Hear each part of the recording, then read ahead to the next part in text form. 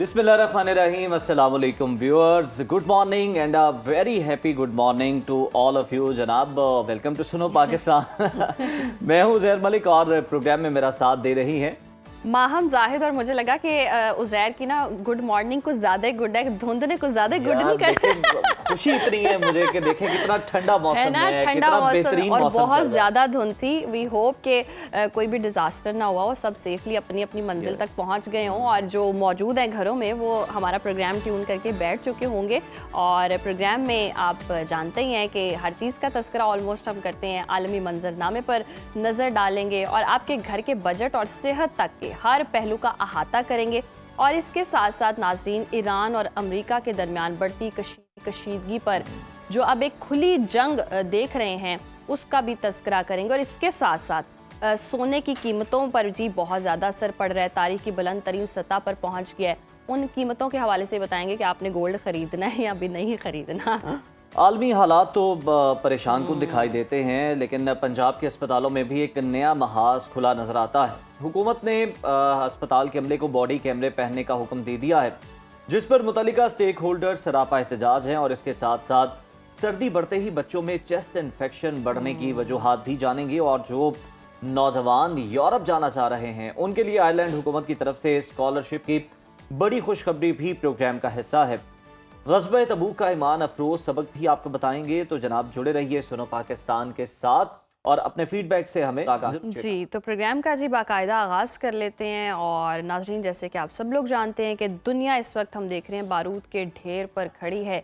माहिरीन के मुताबिक 1989 के इनकलाब के बाद से मौजूदा फसादात ईरानी हुकूमत के लिए सबसे बड़ा चैलेंज बनकर सामने आए हैं। अगरचे ईरान ने एहतजाज पर काबू पाने का दावा किया है, लेकिन ट्रंप की तरफ से मदद पहुंच रही है जैसे पैगामात जल्दी पर तेल डाल रहे हों। अमरीकी क़यादत खुफिया तौर पर मेल मुलाकातों और एलानिया बगावत को हवा दे रही है। सदर ट्रंप ने मुजाहिरीन को फांसियां देने के ईरानी फैसले पर हमले की वाज़ेह धमकी दी है। सवाल ये कि क्या अमरीका और इसराइल ईरान में हुकूमत की तब्दीली में कामयाब हो जाएंगे? पाकिस्तान इस आग से कैसे बचेगा?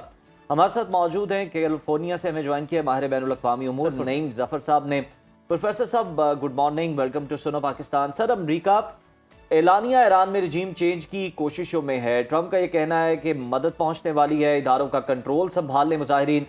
किस तरह की मदद अमरीका फराहम करता हुआ आपको नजर आ रहा है? क्या हम एक और इस्लामी मुल्क में खाना जंगी देख रहे हैं आने वाले दिनों में? देखिए ना, आप ईरानी लोगों की तरफ से देखें, वो 30 साल 40 साल से कोशिश कर रहे हैं कि रिजीम चेंज हो जाए। अब हालात इतने ख़राब हो गए हैं माशी तौर पे कि वाकई काफ़ी रेवोल्यूशन हो रहा है। अमेरिका को चाहिए कि साइड लाइन पे रहे, ज़्यादा इंटरवीन ना करे। अगर अमेरिका इंटरवीन करेगा तो जो मोमेंटम है रेवोल्यूशन का वो ख़त्म हो जाएगा। क्योंकि जब आपको अटैक होता है तो आप सब चीज़ें आप अपने अटैक को बाहर के मुल्क के खिलाफ अपने आप को रीऑर्गेनाइज कर लेते हैं। देखें ना, पाकिस्तान में अब डिसएग्रीमेंट बलोचिस्तान, पंजाब के आपस में लड़ाई होती रहती है, लेकिन जब इंडिया अटैक करता है तब हम यूनिफाई हो जाते हैं जी। Then this is the only enemy we have. तो ईरान में भी अमेरिका रोल प्ले करेगा, लेकिन role has to be very carefully design. Directly intervene करेंगे तो रेवोल्यूशन खत्म हो जाएगा, उनके खिलाफ हो जाएगा। So they have to provide moral support, they have to provide tactical support, but not directly do regime change if they want a true regime change. It has to come from inside Iran. और हो रहा है। This is stronger protest than we have ever seen in the last 30-40 years. तो possibility है कि कुछ ना कुछ हो जाए, लेकिन चक्कर ये है कि उनके पास लीडर नहीं है। Who is the leader? Who is leading the revolution? उनका है कोई बंदा जो करे? That's the biggest problem right now. सही। अच्छा, हम ये भी देख रहे हैं कि कतर के अल-अदीद एयरबेस से अमरीकी फ़ौज के इनखला की खबरें भी सामने आ रही हैं। तो क्या अमरीका ईरान पर फ़ज़ाई हमले का फैसला कर चुका है? मेरे ख्याल में कर चुका है। ये कुछ ना कुछ उनको दिखाने के लिए कुछ अटैक करेंगे, माइनर अटैक होंगे, मेजर अटैक नहीं होगा। लेकिन इसलिए वो कतर से उन्होंने अमरीकन को निकालना शुरू कर दिया है कि ईरान भी काउंटर अटैक कर सकता है। तो this will be some moral support दिखाने के लिए ट्रंप साहब कुछ हमले करेंगे, कुछ हरकत करेंगे। लेकिन ये वो वेनेजुएला की वजह से बात नहीं हो रही। डायरेक्ट जैसे वेनेजुएला निकाल लिया था वो बात नहीं करती है। Iran is too strong, IRGC is very strong, so America will provide moral support, tactical support, एक तो होंगी कुछ कुछ बॉम्बिंग, कुछ अटैक होंगे, but will be limited quantity to show the support, not to take over the regime, because that's very dangerous mission. Professor साहब, ईरानी general Majid मौसूवी कह रहे हैं कि हम जून 2025 के बाद से और ज़्यादा तैयार हैं। आखिर ईरान के पास ऐसा कौन सा सरप्राइज वेपन हो सकता है जो कि अमेरिका को रोक तो नहीं सकता लेकिन कोई सख्त जवाब ज़रूर दे सकता है? हाँ, सख्त ये हो सकता है, वो अटैक कर सकते हैं। अमेरिकन जो है इंस्टॉलेशन कतर में भी हैं और जहाँ आसपास में है वहाँ पे अटैक करके डैमेज कर सकता है। अगर अमेरिका के कुछ बंदे मर गए फिर America will get more response. तो इनकी बैकग्राउंड में नेगोशिएशन हो रही है बिटवीन ईरानी गवर्नमेंट एंड ट्रम्प गवर्नमेंट। तो there is a diplomatic effort going on in parallel. तो ये मेरे ख्याल में it will not escalate, it will get settled in some small धमकी करके थोड़ी मोटी अटैक्स भी होंगे, लेकिन it's not going to full out more.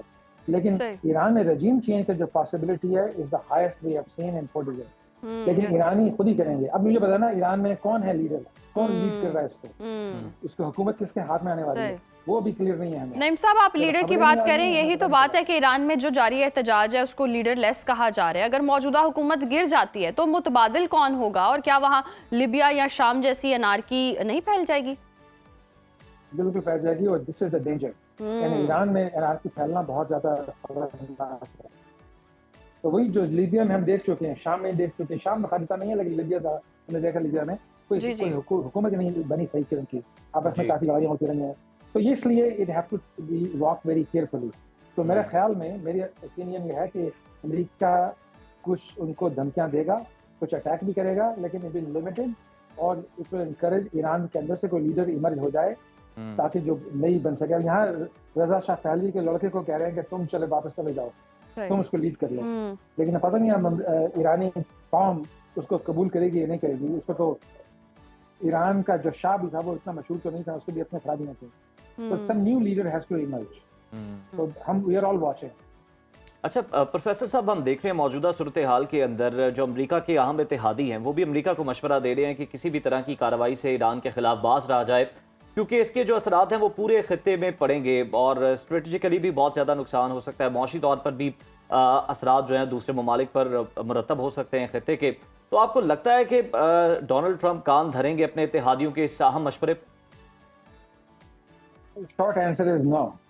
The long answer is it will, उसका इम्पैक्ट होगा, उसका जो response will be more carefully balanced. लेकिन ट्रंप की बात है ना, वो अपने आप को, अपने लोगों को अक्स डालने के लिए वो लोगों से एक्सपेक्ट नहीं करते। He is bombastic, he is outrageous, जैसे उसकी ईगो उसे फील होती है। तो इसको कुछ ना कुछ करेगा, जो कि उसे यूरोपियन कंट्रीज में, इस्लामिक कंट्रीज में कहकर मत करो, कुछ ना कुछ करेगा, लेकिन it will be of a limited scope. And at least that's what the opinion is of the smart people in US. We have to respond to show our support to Iranian people, but we have to be muted, we can not go overboard. सही। अच्छा नईम साहब, हम देख रहे हैं कि Iran की तरफ से भी धमकी आ रही है कि अगर हमला हुआ तो अमरीकी अड्डों को निशाना बनाया जाएगा। उस सूरत हाल में दीगर इस्लामी ममालिक का क्या रोल हो सकता है, उस पर क्या इफेक्ट आएगा और ख़ास तौर पर कतर, और ये कितनी अलार्मिंग सिचुएशन होगी और हमें इस बारे में फिर क्या सोचने की ज़रूरत है? तो nobody knows, it's going to be complicated। अगर अटैक हुआ तो उसका रिस्पांस लेना पड़ेगा, रिस्पांस देंगे तो ऑल मुल्क भी उसमें इन्वॉल्व हो जाएंगे। लेकिन मेरा ख्याल में यहाँ तुर्की is gonna play a important stabilizing role. Pakistan का भी रोल हो सकता है सिचुएशन को स्टेबलाइज करने के लिए, because Pakistan is very important regional player now in the Trump administration. तो मेरे ख्याल में कुछ इसका अब देखें, अब हमारे यहाँ फील्ड मार्शल साहब क्या कहते हैं, क्या करते हैं, कहाँ विजिट करते हैं, इस पर भी हमें पता चलेगा कि पाकिस्तान क्या रोल प्ले कर सकता है, तुर्की भी रोल प्ले कर रहा है। So I think you will not see a big disruption. सारा region नहीं कर सकते। This is not Trump philosophy. Trump philosophy is to do minimal damage, quick in, quick out। एक हमला किया, वापस निकल गए। उसने ईरान में भी पहले ऐसे किया था, वेनेजुएला में भी ऐसे किया, और जगह भी कर चुका है। So this will be a short duration, quick strike to show the moral support। अच्छा प्रोफेसर साहब, आपको क्या लगता है कि क्या ईरान के पास इतनी ताकत सलाहियत है कि वो बराह रास्त अमेरिका तक जो मिसाइल है वो फायर कर सके या कोई नुकसान पहुंचा सके डायरेक्टली? उसके अलावा दूसरा सवाल ये कि हम देखते हैं कि पिछले साल भी जब अल-अदीद एयरबेस को निशाना बनाया गया, जो कि मिडल ईस्ट में सबसे बड़ा है कतर के अंदर, तो कतर हमेशा मुज़ाकरात के तौर पर मुज़ाकरातकार का रोल अदा करते हुए मुज़ाकरात करने वालों को फैसिलिटेट भी करता है, सहूलत भी फराहम करता है। तो क्या कतर की जानिब से भी कोई कोशिशें की जा रही है कि अमेरिका को किसी तरह से बाज रखा जा सके? बिल्कुल की जा रही है, काफी ज्यादा डिप्लोमेटिक एफर्ट हो रहा है और मेरे ख्याल में ये कामयाब भी हो जाएगा। अच्छा, अमेरिका ने जो कह दिया लोगों के help is on the way, ईरानी लोगों को पहले भी कह चुके कई जगह, तो they have to do something. The question is कितने एक्सटेंट पे करेंगे। तो मेरे ख्याल में उसका आपने जो पहला सवाल किया था मामले कि Iran can not hurt America, all they can do is कि वहाँ के कतर में या आसपास में जहाँ अमेरिकन इंस्टॉलेशन है इनको अटैक करने की कोशिश की जाए। लेकिन को पता है अगर ज्यादा वो मारेंगे तो अमेरिका फिर बहुत अग्रेसिवली मारेगा उनको। तो this should be A token. They have a bigger problem. Iran की प्रॉब्लम इस वक्त अंदरूनी है, ये नहीं कि अमेरिका को काबू किया जाए। अंदरूनी problem is a bigger problem. हर शहर में मुश्किल हो रहे हैं, जुलूस चलते जुलूस से। So they are very distracted, but diplomatic effort is underway. Qatar is going to play a role, and you will see this thing getting under control from external forces. Internal forces will take some more time. We hope के under control ही हो सब चीज़ें और इस तरह से ये जंग ना ही फैले और ना ही बढ़े। बहुत शुक्रिया आपके वक्त का। और जो सूरत हाल रहे हैं, एक दूसरे को धमकियां दी जा रही हैं और अगर अमेरिका हमला करता है, ईरान भी धमकी दे रहा है और अव्वल तो इस तरह की चीज़ें होनी नहीं चाहिए। दीगर ममालिक को रोल प्ले करना चाहिए और ख़ित्ते में जंग की सूरत हाल को कंट्रोल करना ही कंट्रोल होना ज़रूरी है। कंट्रोल अटैक ना हो, कंट्रोल डैमेज ना हो, इसी के लिए हम सब जनाब अच्छी उम्मीद लिए बैठे हैं और मुख्तलिफ ममालिक भी जो हैं वो कोशिशें कर रहे हैं। और उनके अलावा अगर हम देखें इस्लामी ममालिक के अलावा जो अमेरिका के अहम इत्तेहादी हैं वो भी अमेरिका को बार बार ये बावर करवा रहे हैं कि किसी भी हमले से बाज रहा जाए। इससे जो सूरत हाल है खित्ते के अंदर वो बहुत ज़्यादा बिगड़ जाएगी और फिर वो संभाले नहीं संभलेगी। तो अब देखते हैं कि आने वाले दिनों में ये मामला क्या रुख इख्तियार करता है। अभी जनाब जान लेते हैं मुख्तलिफ शहरों में मौसम का हाल अहवाल। तो बताइए माहम क्या दर्जा हरारत है? आइए चलते हैं और देखते हैं कि मुख्तलिफ शहरों में इस वक्त क्या दर्जा हरारत है।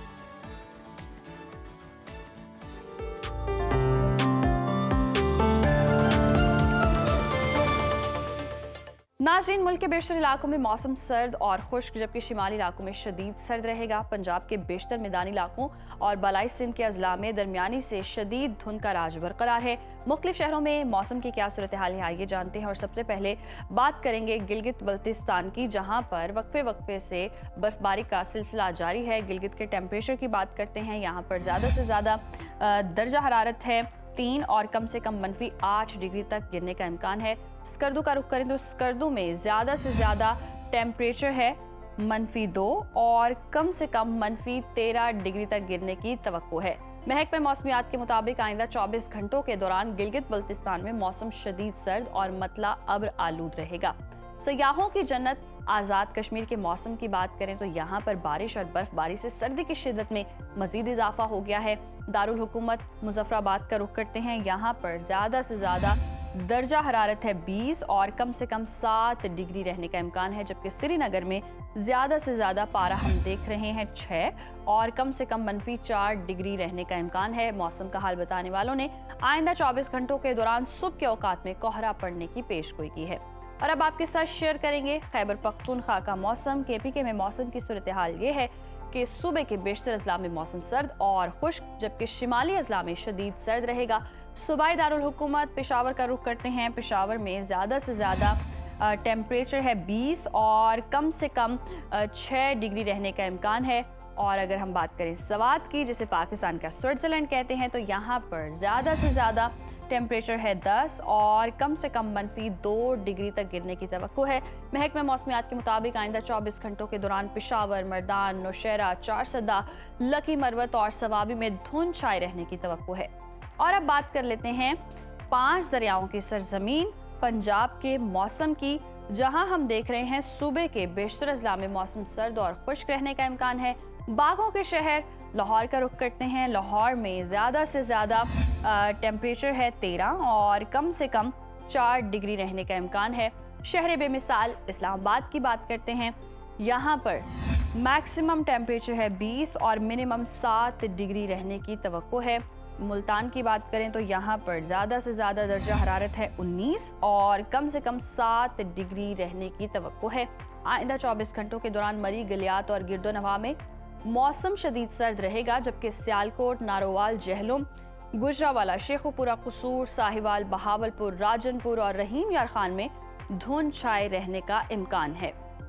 और नाज़रीन, अब रुक कर लेते हैं बलूचिस्तान का और आपके साथ शेयर करते हैं बलूचिस्तान का मौसम, जहां हम देख रहे हैं कि सर्दी की शिद्दत में नुमाया इजाफा हो गया है। कोयटा की बात करते हैं। कोयटा में ज़्यादा से ज़्यादा दर्जा हरारत है 17 और कम से कम -6 डिग्री तक गिरने का इम्कान है। महकमे मौसमियात के मुताबिक आइंदा 24 घंटों के दौरान सुबह के बेशतर अजला डेरा बुगटी, कोहलू, डेरा मुराद जमाली, नसीराबाद, झलमक्सी, सिब्बी और गिरदोनवाह में धुंध छाए रहने का इम्कान है। और आखिर में आपके साथ शेयर करेंगे सुबह सिंध का मौसम, जहां अक्सर इलाकों में मौसम सर्द और मतला जुज़वी अब्र आलूद रहेगा।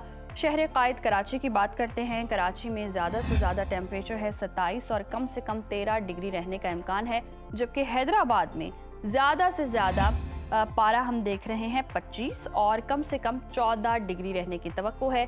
जबकि आइंदा 24 घंटों के दौरान सिंध के बेशतर अजला, लाड़काना, टडूजाम, सखर, रोहड़ी और शिकारपुर में दरमियानी से शदीद धुंध छाए रहने का इम्कान है।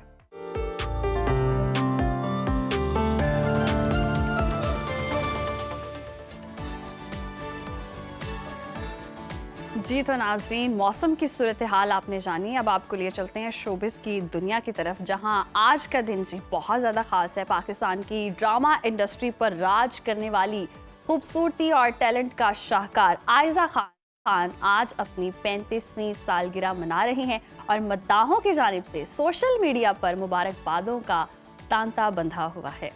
और बिल्कुल महम, आयशा का सफ़र ड्रामा इंडस्ट्री में बहुत ही शानदार रहा है। उन्होंने सिर्फ 18 साल की उम्र में तुम जो मिले से करियर का आगाज़ किया, फिर चाहे प्यारे अफजल हो या फिर रिकॉर्ड तोड़ ड्रामा मेरे पास तुम हो, आयशा ने अपनी जानदार अदाकारी से ये साबित किया कि वो स्क्रीन की असल क्वीन। तो हमारी तरफ से भी आयशा खान को सालगिरह बहुत बहुत मुबारक हो जी। और वाकई बड़ी ज़बरदस्त एक्टर हैं और जिस ड्रामे में भी उन्होंने एक्टिंग की है वो ड्रामा छा गया और बड़ा पसंद भी आया। उसके अलावा देखें, अगर 35 की उनकी सालगिरह है, 35वीं सालगिरह, लेकिन वो 35 की लगती है। ये तो वैसे बात यंग लगती हैं और मुस्कुराहट भी बड़ी प्यारी है। खूबसूरती की बात हो रही है तो स्माइल की बात हो जाए, हंसता मुस्कुराता चेहरा नाज़रीन किससे नहीं पसंद होता। हर कोई चेहरे पर मुस्कुराहट देखना चाहता है और इसकी एक झलक, एक तस्वीर यानी एक मुस्कुराता हुआ इमोजी दुनिया भर में हर उम्र और सकाफत के लोगों का दिल जीत चुका है। ये छोटा सा चेहरा खुशी, सुकून और मुस्बत तवानाई की अलामत बन गया है और आज हर जगह नज़र भी आता है। एप्लीकेशंस में देख लें, पोस्टर्स पर देख लें, मलबूसात और डिजिटल कम्युनिकेशन में इस मुस्कुराहट की सादा मगर जादुई शक्ल, 2 नुक्ते हैं और कर्व्ड लाइंस हैं और एक गोल दायरा है, सदियों से इंसानी जहन में अपनी जगह बना रही है और कदीम दौर में भी ये नज़र आती रही है। तुर्की में 1700 कबल मसीह एक मिट्टी के बर्तन पर और 17वीं सदी में स्लोवाकिया में माली दस्तावेज़ात पर और 20वीं सदी में शायरी, मौसीकी और पॉप कल्चर में भी नज़र आती रही है। मगर असल आलमी शोहरत 1963 में अमरीकी ग्राफिक डिज़ाइनर ऑर्वे बॉल ने इसको दिलाई, जब उन्होंने कंपनी के मुलाजमीन के लिए 10 मिनट में पीला दायरा, 2 नुक्ते और मुस्कुराहट वाली कॉस तैयार की। इब्तदाई तौर पर यह सिर्फ 100 बटन पिन्स की शक्ल में थी, जो जल्द ही 50 मिलियन तक पहुंच गई। बाद में 1982 में स्कॉट फिलहैन ने इसे डिजिटल दुनिया में मुतारिफ करवाया और ये इमोजी जनाब आज एप्लीकेशन, सोशल मीडिया हर जगह ही इस्तेमाल होता है। और हार्वे बॉल का मकसद कभी भी पैसा कमाना नहीं रहा, बल्कि उनका कहना था कि अगर मैं दुनिया को थोड़ी खुशी दे सकूं तो बस इतना ही काफी है। तो आज ये छोटा सा चेहरा हर उम्र, हर सकाफत के लिए खुशी और मुस्बत तवानाई की अलामत के तौर पर जिंदा है और दुनिया भर के चेहरों पर मुस्कुराहट बिखेरता। वाह, जबरदस्त। तो हमारी तरफ से भी एक इमोजी तमाम देखने वालों को ताकि मुस्कुराते रहें, हम भी मुस्कुराते। आप गुस्से वाली इमोजी नहीं भेजती? नहीं, हम भी स्माइली इमोजी भेजते हैं। तो इस इमोजी को आप भी इंजॉय करें और अपने चाहने वालों को अभी इसी वक्त फौरन भेजें। जो ब्लॉग भी किए हुए ना आपने गुस्से से बहुत ज्यादा भी नहीं भेजने, वो समझेंगे कोई दिमागी मसला चल रहा है। देख शामिल करते हैं प्रोग्राम में, देखते रहिए सुनो पाकिस्तान। वेलकम बैक नाज़रीन। जैसे कि आप सब लोग जानते हैं कि हम सर्दियों में आने वाली बीमारियों का बहुत ज़्यादा जिक्र करते हैं और आज के प्रोग्राम में और स्पेशल जो मौजू है वो है वो है बच्चों से रिलेटेड। हम देखते हैं कि जो न्यू बॉर्न बेबीज़ हैं, सर्दियों में उनको सांस लेने में दुश्वारी हो जाती है, बीमारियों का ख़तरा कई गुना ज़्यादा बढ़ जाता है। हल्की सी खांसी, नाक का बहना या सांस का ज़रा सा तेज़ हो जाना और बाज़ औक़ात तो एक संगीन चेस्ट इन्फेक्शन की इब्तिदा हो सकता है। तो सवाल ये कि सर्दियों में बच्चों में चेस्ट इन्फेक्शन अचानक क्यों बढ़ता है और कौन सी निशानियां जिन्हें नज़रअंदाज करना वालिदैन के लिए ख़तरनाक साबित हो सकता है। तो आज हमारे साथ मौजूद हैं स्टूडियोज़ में मारूफ चाइल्ड स्पेशलिस्ट, जो हर वालिदैन जानना बेहद ज़रूरी है। वो इन्फॉर्मेशन आज आपको प्रोवाइड करेंगे कि चेस्ट इन्फेक्शन से किस तरह से बचा जा सकता है और अगर ये हो गया है तो कौन कौन से इक़दाम आपने करने हैं। जाहिद अनवार साहब हमारे साथ मौजूद हैं। सर, वेलकम टू सुनो पाकिस्तान। सबसे पहले तो जिस तरह से हमारा आज का टॉपिक है बच्चों में चेस्ट इन्फेक्शन के केसेस, ये सर्द मौसम के अंदर ही इसमें क्यों इतना ज़्यादा इजाफा हो जाता है? उसमें बहुत सारे फैक्टर्स हैं। एक तो जो सर्दी बजाते ख़ुद आपका जो डिफेंस सिस्टम्स हैं, लोकल डिफेंस सिस्टम्स, जो कि आपके बैक्टीरिया और वायरसेस को बहुत सारा चेक में रखते हैं, वो सर्दी की वजह से वो इनफेक्टिव होना शुरू हो जाते हैं। जितना ज़्यादा कोल्ड होता जाएगा उतने ज़्यादा वो इनफेक्टिव होते जाएंगे, क्योंकि हमें आदत नहीं है इतने ठंडे मौसम की। प्लस फिर जो ठंड के साथ ड्राइनेस आपका जो म्यूकस है उसको भी ड्राई कर देती है। फिर कुछ बैक्टीरिया जब बॉडी हीट कम हो जाती है तो उनकी ग्रोथ ज़्यादा हो जाती है, उनकी रेप्लिकेशन प्रोसेस ज़्यादा एक्टिवेट हो जाता है। और फिर सर्दियों में क्राउडेड इंडोर्स, बहुत करीब लोग, और फिर मुंह पे प्यार श्यार, तो वो transfer of viruses and bacteria, increased replication, poor defence system in already child who has very poor defences. Okay, तभी ये न्यूबॉर्न बेबीज को ज़्यादा इफेक्ट करता है, क्योंकि उसमें डिफेंस सिस्टम अपना है ही कोई नहीं ना। ओके। अच्छा, फिर हम ये भी देखते हैं कि वालिदैन बहुत सारी लापरवाही, जैसे आपने भी कहा कि मुंह पे प्यार भी कर रहे हैं। एक तो लापरवाही है कि रोक भी नहीं सकते, कोई आगे लाड़ प्यार से कर रहा है तो उसे क्या मना करें। या फिर गर्म कपड़े हम देखते हैं कि उस तरह अपने बच्चे की खातिर तो फिर अब मना करना पड़ेगा। अगर बच्चा बीमार हो गया तो फिर क्या फायदा हुआ? मेहमान ने तो चले जाना है, मेहमान ने चले जाना आपको भुगतना पड़ेगा। और न्यूबॉर्न बेबी तो बता भी नहीं सकता कि भाई मुझे क्या पेन हो रही है, क्या प्रॉब्लम्स हैं। एक ही दफ़ा वो फिर बेचारा बीमार होगा। अच्छा, ये जो फिर हम हीटर्स भी चलाते हैं, ये कितने ज़्यादा हार्मफुल होते हैं बच्चों? हीटर्स एक लिहाज से अच्छे हैं कि ये टेम्परेचर कंट्रोल कर लेंगे, मगर ये फिर ऑलरेडी जो ड्राइनेस हो रही है उसको और ज़्यादा एनहांस कर देंगे। तो उसके लिए फिर ह्यूमिडिफायर या वो जो आपके रॉड वाले हीटर्स हैं उनके ऊपर फिर आप कुछ किसी मेटालिक बर्तन में थोड़ा सा पानी रखें ताकि वो भी वेपोरेट हो साथ साथ। सो ड्राइनेस से भी तो साथ साथ बचना, मगर जितनी सर्दी हो रही है मेरे ख्याल है हीटर के बगैर गुजारा मुश्किल ही होगा। बिल्कुल है, लेकिन वो यही है कि बेहतरीन हाल है कि आप साथ पानी रख लें किसी भी बाउल के अंदर। जाहिद साहब, बच्चों में चेस्ट इन्फेक्शन की इब्तदाई अलामात कौन सी होती हैं जिससे पता चल जाए और जिस पर फौरी तवज्जो देने की ज़रूरत है, उसे निगलेक्ट नहीं करना चाहिए? आम तौर पे शुरू में इस फ्लू लाइक नोज़ी बह रहा है, थोड़ी बहुत खांसी है, मगर बच्चा फीड ले रहा होता है, एक्टिव है, फीवर भी बहुत ज़्यादा नहीं हो रहा होता। मोस्टली वायरल इन्फेक्शन इस तरह स्टार्ट होती हैं और खुदा का शुक्र है कि ज़्यादातर केसेस में यहीं तक ही रहती हैं। मगर फिर कुछ बच्चों में देर स्प्रेड डाउन और आपके वो लंग्स इन्वॉल्व हो के नमोनिया वाली पिक्चर्स आनी शुरू हो जाती हैं। जब नमोनिया डेवलप हो रहा होगा तो फिर बच्चे का सांस तेज़ हो जाएगा, उसका जो फीवर हाई ग्रेड, बच्चा दूध नहीं पी पा रहा होगा, उससे सांस नहीं लिया जा रहा होगा, आपको नज़र आ रहा होगा कि सांस लेते हुए बेबी को मुश्किल हो रही है। तो असूलन ये वो स्टेज होती है यहाँ से थोड़ा सा पहले ही, अगर आपको लग रहा है कि इस तरह कुछ भी हो रहा है, आम तौर पे जो छोटे बच्चे हैं, नौज़ायदा बच्चे, वो सबसे पहले दूध पीना छोड़ देते हैं। तो अगर इस तरह हो रहा है और एक आध दफ़ा कोशिश की और नहीं हुआ, then you need to seek medical advice. अच्छा, इन्हीं कंडीशंस की बुनियाद पर हम ये भी फ़र्क जान सकते हैं कि आम खांसी में क्या फ़र्क है और ये जो सांस लेने की तकलीफ हो जाए, इसमें कैसे फ़र्क है? देखना, अगर जो आम फ्लू है ना, उसके अंदर सबसे ज़्यादा प्रॉब्लम तब होती है जब नोज़ ब्लॉक होता है। ठीक है, तो आप वो सलाइन ड्रॉप्स डाल के बल्ब सकर के साथ नोज़ को साफ़ कर लें, बेबी ठीक हो जाएगा, दूध भी पी लेगा और एक्टिव क्राइंग, सांस लेना उसका आसान है। मगर अगर नमोनिया डेवलप होना शुरू हो जाता है, एक तो सांस की रफ्तार तेज़ होगी, दूसरा अगर आप एक वो टर्म यूज़ होती है लेमन टर्म के पसलियाँ चलना, कि वो पसलियों के दरमियान में गड़े पड़ने शुरू हो जाते हैं। बेसिकली वो निशानी इसलिए ये है कि बेबी को सांस लेने में मुश्किल हो रही है, या कहते हैं खड़खड़ की आवाज़ आती है। खड़खड़ की आवाज़ जो है ना, वो तो अगर रेशा नाक में भी पड़ा हुआ है तो वो जब सांस आप अंदर खींचते हैं तो उसकी वाइब्रेशंस आपको चेस्ट में फील होती हैं। अगर नमोनिया हो गया तो उसकी खड़खड़ नहीं सुनाई देनी, उससे पहले ही सांस बहुत ख़राब होगा। अच्छा डॉक्टर साहब, पर बच्चों का एक प्रॉब्लम ये भी बहुत ज़्यादा होता है कि अगर उन्हें रेशा है या बलगम है तो वो उसको तो वो निकाल ही नहीं सकते खुद से, तो उस सूरत हाल के अंदर क्या करना चाहिए पेरेंट्स को? उसमें अब बेसिकली जो छोटे बच्चे हैं, ख़ास तौर पे जो लेस दैन 2 मंथ्स के हैं, उनमें मेडिकेशन भी बहुत ज़्यादा नहीं है कोई भी करने वाली। फ्लू खांसी की जैसे हम खा लेते हैं आराम से, उनके लिए वो मेडिसिन भी अनटिल अनलेस का बिल्कुल मजबूर हो जाए वो नहीं है इस तरह। सो अब आपके पास फिर वो स्लाइन के ड्रॉप्स डालें नोज़ में और बल्ब सकर के साथ उनको बाहर निकालें ताकि नेज़ल पैसेज क्लियर हो जाए। नेज़ल पैसेज क्लियर होगा तो बच्चा फीड बेहतर ले सकेगा। ठीक। फिर दूसरा ये हो सकता है कि आप नेबुलाइज कर दें नेबुलाइज़र के अंदर नॉर्मल स्लाइन के साथ, क्योंकि मेडिसिन डालने की ज़रूरत है। अगर चेस्ट ख़राब नहीं है तो फिर मेडिसिन डालने की ज़रूरत तो सूलन नहीं होनी चाहिए, तो स्लाइन के साथ आप नेबुलाइज कर दें।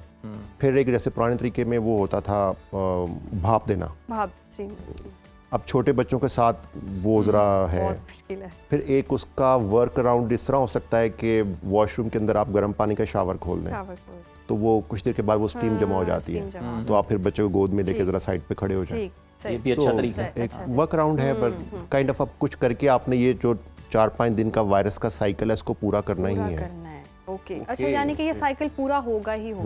वायरस का तो कोई नहीं है ना कि आप उसको एंटीबायोटिक तो नहीं ना दे सकते, तो वायरस ने अपना साइकिल पूरा करके खुद ब खुद कर सकते हैं आप, यानी कि उसको कुछ दिन गुजार लें और बस इस बात का ध्यान रखेंगे ये स्प्रेड ना करें। ठीक।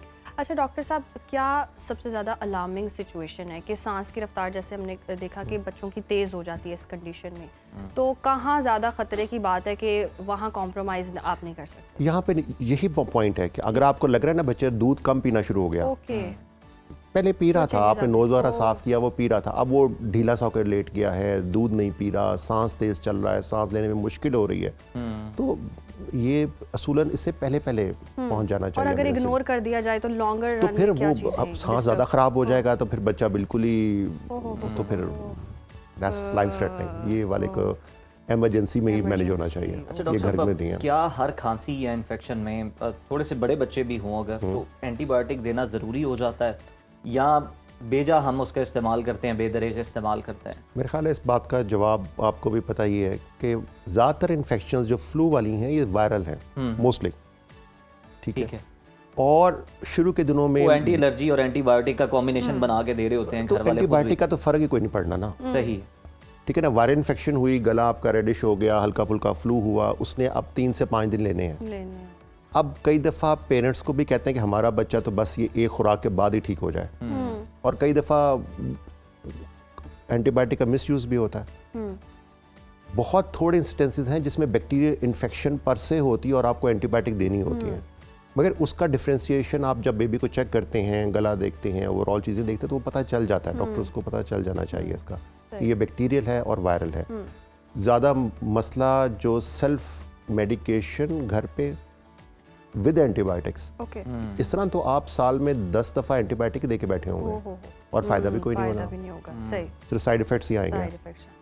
अच्छा डॉक्टर साहब, कुछ बच्चे हम देखते हैं कि गर्मी हो सर्दी हो उनका नाक बहता ही रहता है, वो क्या प्रॉब्लम होती है? उस टाइम पे इन्फेक्शंस का ड्यूरेशन होता है, ठीक है। वायरल इन्फेक्शंस कुछ देर के बाद ख़त्म हो जाती हैं, बैक्टीरियल इन्फेक्शन को अगर आप ट्रीट नहीं कर रहे एंटीबायोटिक से वो ज़्यादा हो जाएंगी, ठीक है। तो फिर जो इतना लंबा चल रहा है वो आम तौर पे एलर्जीज़ होती हैं, या फिर एक ये होता है कि जैसे शूज़ नहीं पहने हुए नंगे पाँव घूमे जा रहे हैं, अब वो ठंडा एकदम गर्मी वाले कमरे से निकल के बाहर ठंडे में चले गए। बच्चे तो ज़्यादातर सॉक्स पहनना ही पसंद नहीं करते, बिल्कुल नहीं करते, बड़ा मुश्किल है वो रूम में रखना, बड़ा मुश्किल है सर्दी में, वो एक रूम में रह के तंग आ जाते हैं, पर फिर अब क्या करें, अब करना तो है ना। तो वो कौन कौन सी वैसे चीज़ें हैं टेक केयर जो वालिदैन नहीं कर रहे, जिस पे ज़्यादा फोकस होना है? अक्सर हम देखते हैं कि सर्दियाँ हुई हैं और हम अपने तो लिबास बदल रहे होते हैं, लेकिन बच्चों का उसके अकॉर्डिंग नहीं शायद चेंज कर रहे होते कि हाय ये इसने बड़े हो जाना है तो गर्मियों वाले 2-3 पे ना सो। अब ये तो काइंड ऑफ अपना अपनी वो चॉइस हो सकती है।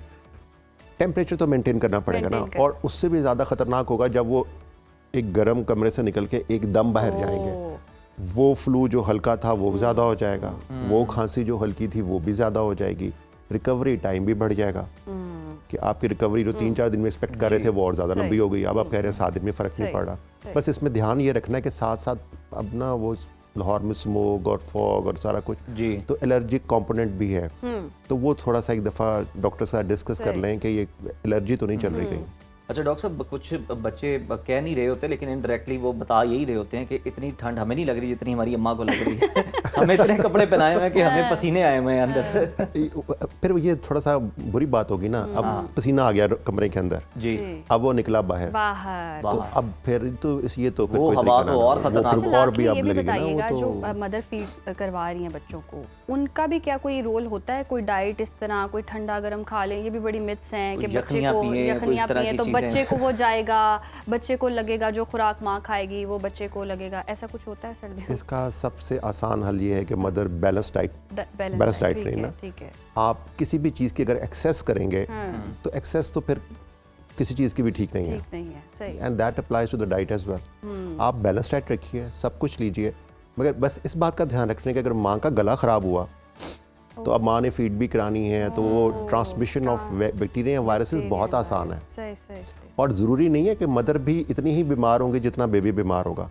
हो सकता है बड़ों को 1-2 छींकें आ रही हैं, थोड़ा सा हुआ और वो 2 दिन में ठीक हो गए, और बच्चा बच्चा ज़्यादा इफेक्ट हो ज़्यादा गया। फंस गया। सही, बहुत So, शुक्रिया उसका- डॉक्टर साहब Thank का। you so और यकीनन बच्चे इतने सेंसिटिव होते हैं, हमें आइडिया नहीं होता कि जो शायद हमारे लिए एक मामूली सा नज़ला या और उन पे खांसी है, एक्सपीरियंस भी नहीं करने चाहिए आपको खुद से, सेल्फ मेडिकेशन का नहीं होना चाहिए। अगर आपको लगे ये अलामात हैं आपके बच्चे में तो आप फ़ौरन से डॉक्टर के पास जाएं और उसका इलाज करवाएं, और ख़याल बहुत रखें सर्दियों में ख़ास तौर पे बच्चों का, ये बहुत ज़्यादा ज़रूरी है।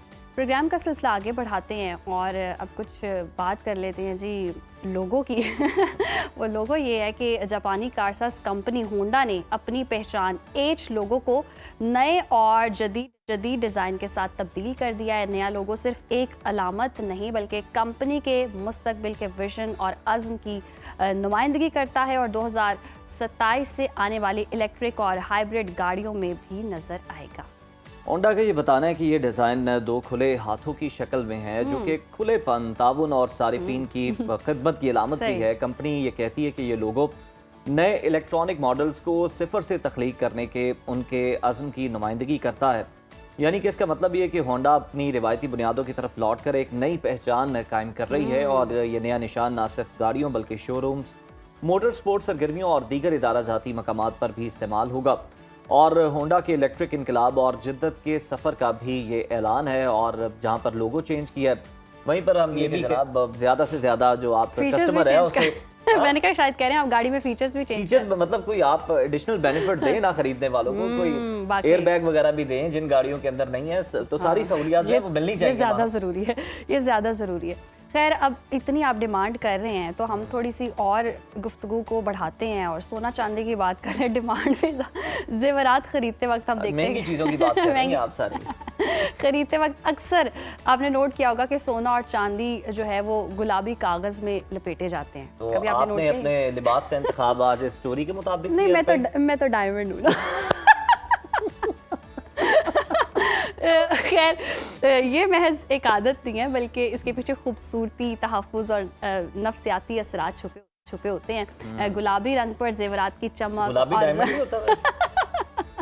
होता है? गुलाबी होता होगा शायद। इतनी गरीब है कि हमें ये भी नहीं पता। पिंक बकरे का तो आपको बड़ी ईद पे वो तो आपका मुतालबा होता ही होगा। बड़ी ईद पे पिंक बकरा भी बहुत नायाब है, और मेरे ख्याल से गुलाबी डायमंड भी बहुत ज़्यादा नायाब है। जो मैसर है बस उसी पे आप इक्तफ़ा करें, राज़ी हो जाएं। लेकिन अभी हम गुलाबी कागज़ की बात करें, यही तक महदूद रहते हैं। जेवरात की चमक और नाज़रीन रंग जो है वो ज़्यादा नुमायाँ नज़र आते हैं, जिससे ख़रीदारी का जो तजर्बा है वो खुशगवार बनता है। और इसके अलावा ये कागज़ नमी जज्ब करता है और जेवरात को हवा, धूल और दीगर आलूदगी से महफूज रखता है। ख़ास तौर पर चांदी की चमक देर तक बरकरार रहती है। और गुलाबी रंग को आमतौर पर खुशबख्ती और नेक शगुन से जोड़ा जाता है। गाहक के लिए बड़ा सेटिस्फाइंग होता है, और इस तरह जो सुनार है उसके लिए भी ये अमल ना सिर्फ जेवर की हिफाजत और ख़ूबसूरती को यकीनी बनाता है बल्कि ख़रीदारी के अमल को भी बेहतर बनाता है। एक्सपीरियंस अच्छा होता है कस्टमर का भी। और अगली बार जब आप भी जनाब जेवर खरीदने जाएं तो गुलाबी कागज़ को सिर्फ लपेटने वाला कागज़ ना समझें, बल्कि इसके पीछे छुपी सादा मगर मानी खेज कहानी को जरूरी है कि इसका फायदा भी है। और बस अब आप भी अपने जेवरात निकालें और गुलाबी कागज में लपेट के रख लें ताकि चमक जो है वो आपके मुझे लगा आप कहने लगी हैं कि जेवर आप ले आए, गुलाबी मेरे पास। ये अच्छी डील थी वैसे। देखते रहिए सुनो पाकिस्तान। वेलकम बैक नाज़रीन, और अब बात करेंगे जी चीन में होने वाली एक नई ऐप के हवाले से जो इजाद किया है उन्होंने। बहुत ही ज़बरदस्त मोबाइल ऐप है अकेले रहने वाले अफराद के लिए। एक नई मोबाइल ऐप क्या आप मर गए ने हाल ही में शोहरत हासिल की है। ये ऐप ख़ास तौर पर तन्हा रहने वाले अफराद की हिफाजत और जहनी सुकून के लिए तैयार की गई है। ऐप में सारिफ को हर 2 दिन बाद अपनी खैरियत की तस्दीक करना होती है, और अगर कोई मुसलसल 2 दिन तक चेक इन ना करे तो ऐप पहले से मुंतखब करदा इमरजेंसी राबते को नोटिफिकेशन या ईमेल भेज देती है। और दिलचस्प बात यह है कि इस ऐप के लिए लॉगिन या ज़ाती मालूमात देने की भी ज़रूरत नहीं है, और बस इंटरफेस जो है वो बहुत ज़्यादा आसान है और सारिफ दोस्त है। तो आप बस अपडेट करें इसको और चेक इन करें। ये ऐप नौजवान शहरियों में ख़ास तौर पर मकबूल हो रही है जो बड़े शहरों में काम या तालीम के लिए अपनी फैमिली से दूर रहते हैं। अब ये ऐप चीन, अमेरिका, हांगकांग, ऑस्ट्रेलिया और स्पेन में भी दस्तयाब है, और हाल ही में कंपनी ने बढ़ते हुए ऑपरेटिंग अखराजात पूरे करने के लिए पहली बार सब्सक्रिप्शन फीस भी मुतारिफ करवाई है, जो कि 8 युआन तकरीबन 1.15 अमरीकी डॉलर है। बड़ी मामूली फीस है, और सोशल मीडिया पर सारिफीन का कहना है कि ये ऐप महज मौत के खौफ के लिए नहीं बल्कि ये यकीन दिलाती है कि कोई हमारे मौजूद होने का पता भी रखता जी। और लेकिन इस पर हमने देखा कि बहुत सारे जो सारिफीन हैं उन्होंने ये भी कहा है कि नाम थोड़ा नरम भी हो सकता था, कोई मुतबादिल नाम तजवीज़ किया जा सकता था। आर यू अलाइव की जगह आर यू ब्रीथिंग क्या आप जिंदा हैं, ये भी हो सकता था, पूछ सकते थे। ये क्या आप मर गए, ये ज़रा खौफनाक सवाल है। तो क्या आप ऑनलाइन हैं या क्या आप वहाँ मौजूद हैं। कुछ लोगों ने इसको बहुत ज़्यादा कहते हैं कि क्रिटिसाइज़ किया है, सख्ती कहा है कि सख्त जुमले हैं, तहफ़्फ़ुज़ात का इज़हार किया, जबकि ज़्यादातर सारिफीन ने इसे हकीकत पसंदाना और तवज्जो खींचने वाला करार दिया। और विच इज़ गुड कि हम देखते हैं बहुत सारी, अगर वेस्ट में हम देखें तो वहाँ तो ये कल्चर ही नहीं है नेबर्स वाला, मिलने जुलने वाला। तो घर में कोई अगर अकेला रह रहा है, और पाकिस्तान में भी हमने इस तरह के असगर वाला हमने कराची में जो वाक़या देखा, तो इस तरह के वाक़यात रूनुमा ना हो, इस तरह की ऐप आना ज़बरदस्त है। और पाकिस्तान में भी अगर आ जाए तो बेहतर हो जाएगा कि थोड़ी सी अमाउंट आपने पे की और आप अपनी अपडेट्स दे रहे हैं।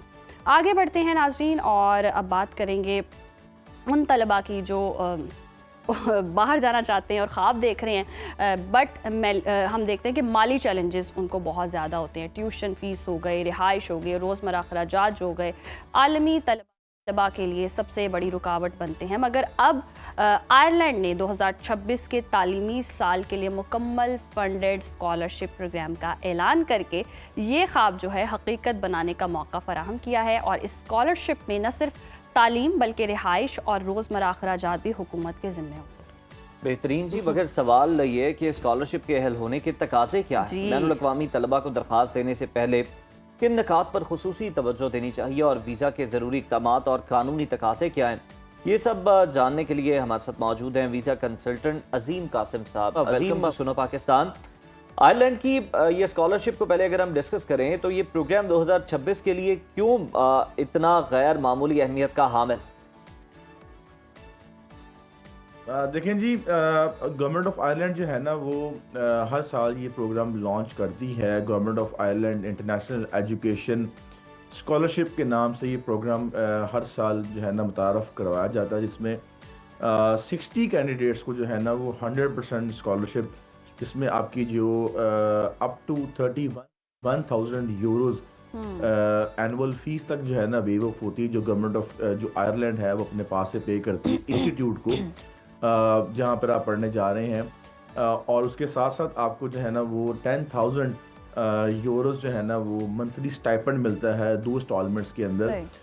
बेसिकली वो ट्रांसफ़र आपके करते हैं इंस्टीट्यूट को, जो पे आपको पे ऑफ करते हैं, जिसमें आपकी अकोमोडेशन का और रोज़मर्रा के जो एक्सपेंसेस हैं वो बियर की जाते हैं। और स्टूडेंट्स के लिए इसलिए इम्पॉर्टेंट है कि बहुत सारे हमारे ऐसे स्टूडेंट्स हैं जो कि शाइनिंग हैं, जिनकी एकेडमिक जो है ना वो जो आप क्वालिफिकेशन सब बहुत अच्छी हैं, एक्स्ट्रा करिकुलर एक्टिविटीज़ बहुत अच्छी हैं, बड़ी अच्छी प्रोफाइल है उनकी, but they somehow do not afford the tuition fees और living expenses of study in the abroad. तो उनके लिए मैं समझता हूँ कि ये बहुत अच्छी अपॉर्चुनिटी है अगर वो अवेल करना चाहें। और दो के there are limited seats but अजीम, जैसे कि आप बता रहे हैं कि अच्छी अपॉर्चुनिटी है, तो ये स्कॉलरशिप किन बैनुल अक़वामी तलबा के लिए दस्तयाब है? देखिए, this is not available for the यूरोपीय यूनियन स्टूडेंट्स, और जो यूके के स्टूडेंट्स हैं उनके लिए अवेलेबल नहीं है, बेलारूस यूक्रेन के लिए अवेलेबल नहीं है। This is only for the students outside these territory, जिसमें मैंने नाम लिए पाकिस्तान भी है, इंडिया भी है, other than these destination countries, जिसमें आपका यूरोपीय यूनियन जो है ना वो इसमें एलिजिबल नहीं है, आपका बेलारूस एलिजिबल नहीं है, आपका रशिया यूक्रेन एलिजिबल नहीं है। बाकी जितने भी कंट्रीज़ हैं वो एलिजिबल हैं, पाकिस्तान, इंडिया, बांग्लादेश, श्रीलंका, बाकी तमाम कंट्रीज जो है ना वो एलिजिबल है इस स्कॉलरशिप के लिए। सही। अजीम, स्कॉलरशिप किस तालीमी सतह के लिए है? मतलब under graduate, post graduate, MS और PhD प्रोग्राम्स किन के लिए? बेसिकली जो NQF 9-10 है, नेशनल क्वालिफिकेशन ऑफ फ्रेमवर्क, जो आयरलैंड का है जी, ये उनके लिए जो है ना स्कॉलरशिप है, जिसमें आपका masters by research, masters by course work, आपका पोस्ट ग्रेजुएट डिप्लोमा और PhD, ये 4 प्रोग्राम जो है ना फॉल करते हैं। अंडर ग्रेजुएट के लिए नहीं है, लेकिन NQF लेवल जो 9 और 10 है, इसमें आपके ये 4 प्रोग्राम्स आते हैं, इनके लिए जो है ना वो कैंडिडेट जो है ना अप्लाई कर सकते हैं। सही। अच्छा अजीम, ये भी बताएगा कि ये जो स्कॉलरशिप है हासिल करने के बाद स्टूडेंट वीज़ा के लिए किन दस्तावेज़ात और अहलियत के मयार की क्या क्या ज़रूरियात है? देखिए, when it comes to the scholarship, तो फिर आपने जब स्कॉलरशिप गेन कर लेनी होती है, उसके बाद आपने वीज़ा अप्लाई करने के लिए सिर्फ एक स्कॉलरशिप लेटर साथ लगाना होता है, फिर आपको डॉक्यूमेंटेशन की रिक्वायरमेंट नहीं होती, क्योंकि आपने स्कॉलरशिप हासिल करने के लिए तमाम के तमाम जो डॉक्यूमेंट्स हैं वो आपने गवर्नमेंट ऑफ आयरलैंड को और यूनिवर्सिटी को ऑलरेडी प्रोवाइड कर दिए होते हैं। इसमें आपकी फाइनेंशियल रिक्वायरमेंट तो वेव ऑफ होगी ना, क्योंकि आप स्कॉलरशिप के ऊपर जा रहे हैं। आपकी जो एकेडमिक रिक्वायरमेंट्स हैं वो आपने फुलफिल करनी है, वो तो ऑब्वियसली अगर आपके पास हैं तो फिर ही आपको स्कॉलरशिप मिला है, वही आपने जो है ना वीज़ा के वक्त साथ लगा देनी है। ठीक। जो फाइनेंशियल रिक्वायरमेंट्स होंगी, जो कि मोस्ट इंपॉर्टेंट पार्ट होता है किसी भी वीज़ा एप्लीकेशन का, खासतौर पे स्टूडेंट वीज़ा के अंदर, वो आपने अपलोड नहीं करने। उसमें जस्ट आपने वो जो गवर्नमेंट ऑफ आयरलैंड आपको स्कॉलरशिप लेटर इशू करेगी, इसमें वो ये ब्रीफ करेगी कि आपके सारे एक्सपेंसेस, आपका जो है ना स्टाइपेंड, हर चीज़ जो है ना वो कवर हो रही है। That is enough for your visa application along with your academic documents and your identity documents, जो कि आपका पासपोर्ट और ID कार्ड है। इसके अलावा आपने कोई डॉक्यूमेंट जो है ना वो सबमिट नहीं करवाना होता वीज़ा के वक्त। सही। अच्छा अजीम, टाइमलाइन के हवाले से भी बताइएगा कि ये जो आपने हमें तरीक़ेकार बताया, इसके अलावा टाइमलाइन क्या है? देखिए, एप्लीकेशन जो है ना वो ओपन हो चुकी हैं। 12 मार्च जो है ना वो लास्ट डेट है अप्लाई करने के लिए। एक चीज़ मैं वाज़ेह कर दूं कि this is a point based system. इसमें 100 पॉइंट्स होंगे, 100 मार्क्स होंगे, जिसमें से जो है ना एप्लीकेंट ने स्कोर करने हैं मार्क्स। उन 100 मार्क्स की बेस के ऊपर जो है ना आपको वो स्कॉलरशिप ग्रांट होगी, जिसमें से आपके 45 मार्क्स जो है ना आपके एकेडमिक क्वालिफिकेशन के हैं, आपके एक्सपीरियंस के हैं, आपकी एक्स्ट्रा करिकुलर एक्टिविटीज़ के हैं। ठीक। 45 मार्क्स जो है ना वो आपके हैं स्टेटमेंट ऑफ पर्पस के, जो आपने सबमिट करवानी है गवर्नमेंट ऑफ आयरलैंड को कि भाई मुझे ये स्कॉलरशिप क्यों दी जाए। सही। और प्लस आपने ये एक्सप्लेन करना है कि how you will dedicate your time to promote the government of Ireland scholarship है। अब उसका जो फ्यूचर है वो लोगों को बताएंगे, और प्लस आप कैसे बेनिफिट होंगे आयरिश गवर्नमेंट के लिए और आयरिश सोसाइटी के लिए। 15 मार्क्स जो है ना आपके होंगे, जिसमें आपने 2 रेफरेंस लेटर जो है ना वो प्रोवाइड करने हैं। ठीक। एकेडमिक रेफरेंस लेटर्स जो कि आपको इंडोर्स करेंगे कि this applicant is eligible for the scholarship, और इसकी जो एकेडमिक क्वालिफिकेशन है, इसका जो एक्सपीरियंस है, इसका जो एक्स्ट्रा करिकुलर एक्टिविटीज़ हैं, जो भी इंडोर्स कर रहा है उस एप्लीकेंट को, वो ये बताएगा कि हाँ ये मैं इसको पर्सनली जानता भी हूँ और इसकी this person is most eligible for the scholarship. तो आउट ऑफ दीज 100 मार्क्स जो है ना आपने स्कोर करना है, और जिसके स्कोर ज़्यादा होंगे उसको स्कॉलरशिप मिलेगा। 12 मार्च लास्ट डेट है। Before applying to the scholarship, जो चीज़ मोस्ट इंपॉर्टेंट है वो ये है कि सबसे पहले आपने अप्लाई करना है इंस्टीट्यूट लेवल पे जाके, आपने अपना ऑफर लेटर अपने हाथ में करना है। ऑफर लेटर जब तक आपके पास नहीं होगा आप स्कॉलरशिप के लिए अप्लाई नहीं कर सकते। और ऑफर लेटर लेने के लिए जो भी रिक्वायरमेंट्स हैं यूनिवर्सिटीज़ की, वो एकेडमिक होंगी, वो इंग्लिश रिक्वायरमेंट्स होंगी, वो जो भी रिक्वायरमेंट्स होंगे, इंटरव्यू होगा उनका रिसर्च प्रपोजल होगा, वो आपने यूनिवर्सिटी लेवल पे ही फुलफिल करना है।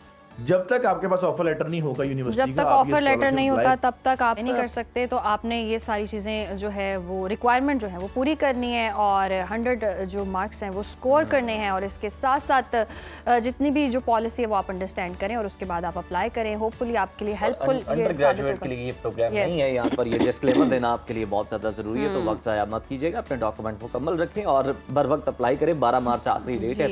यहाँ पर वक्त हो गया ब्रेक का, देखते रहिए सुनो पाकिस्तान।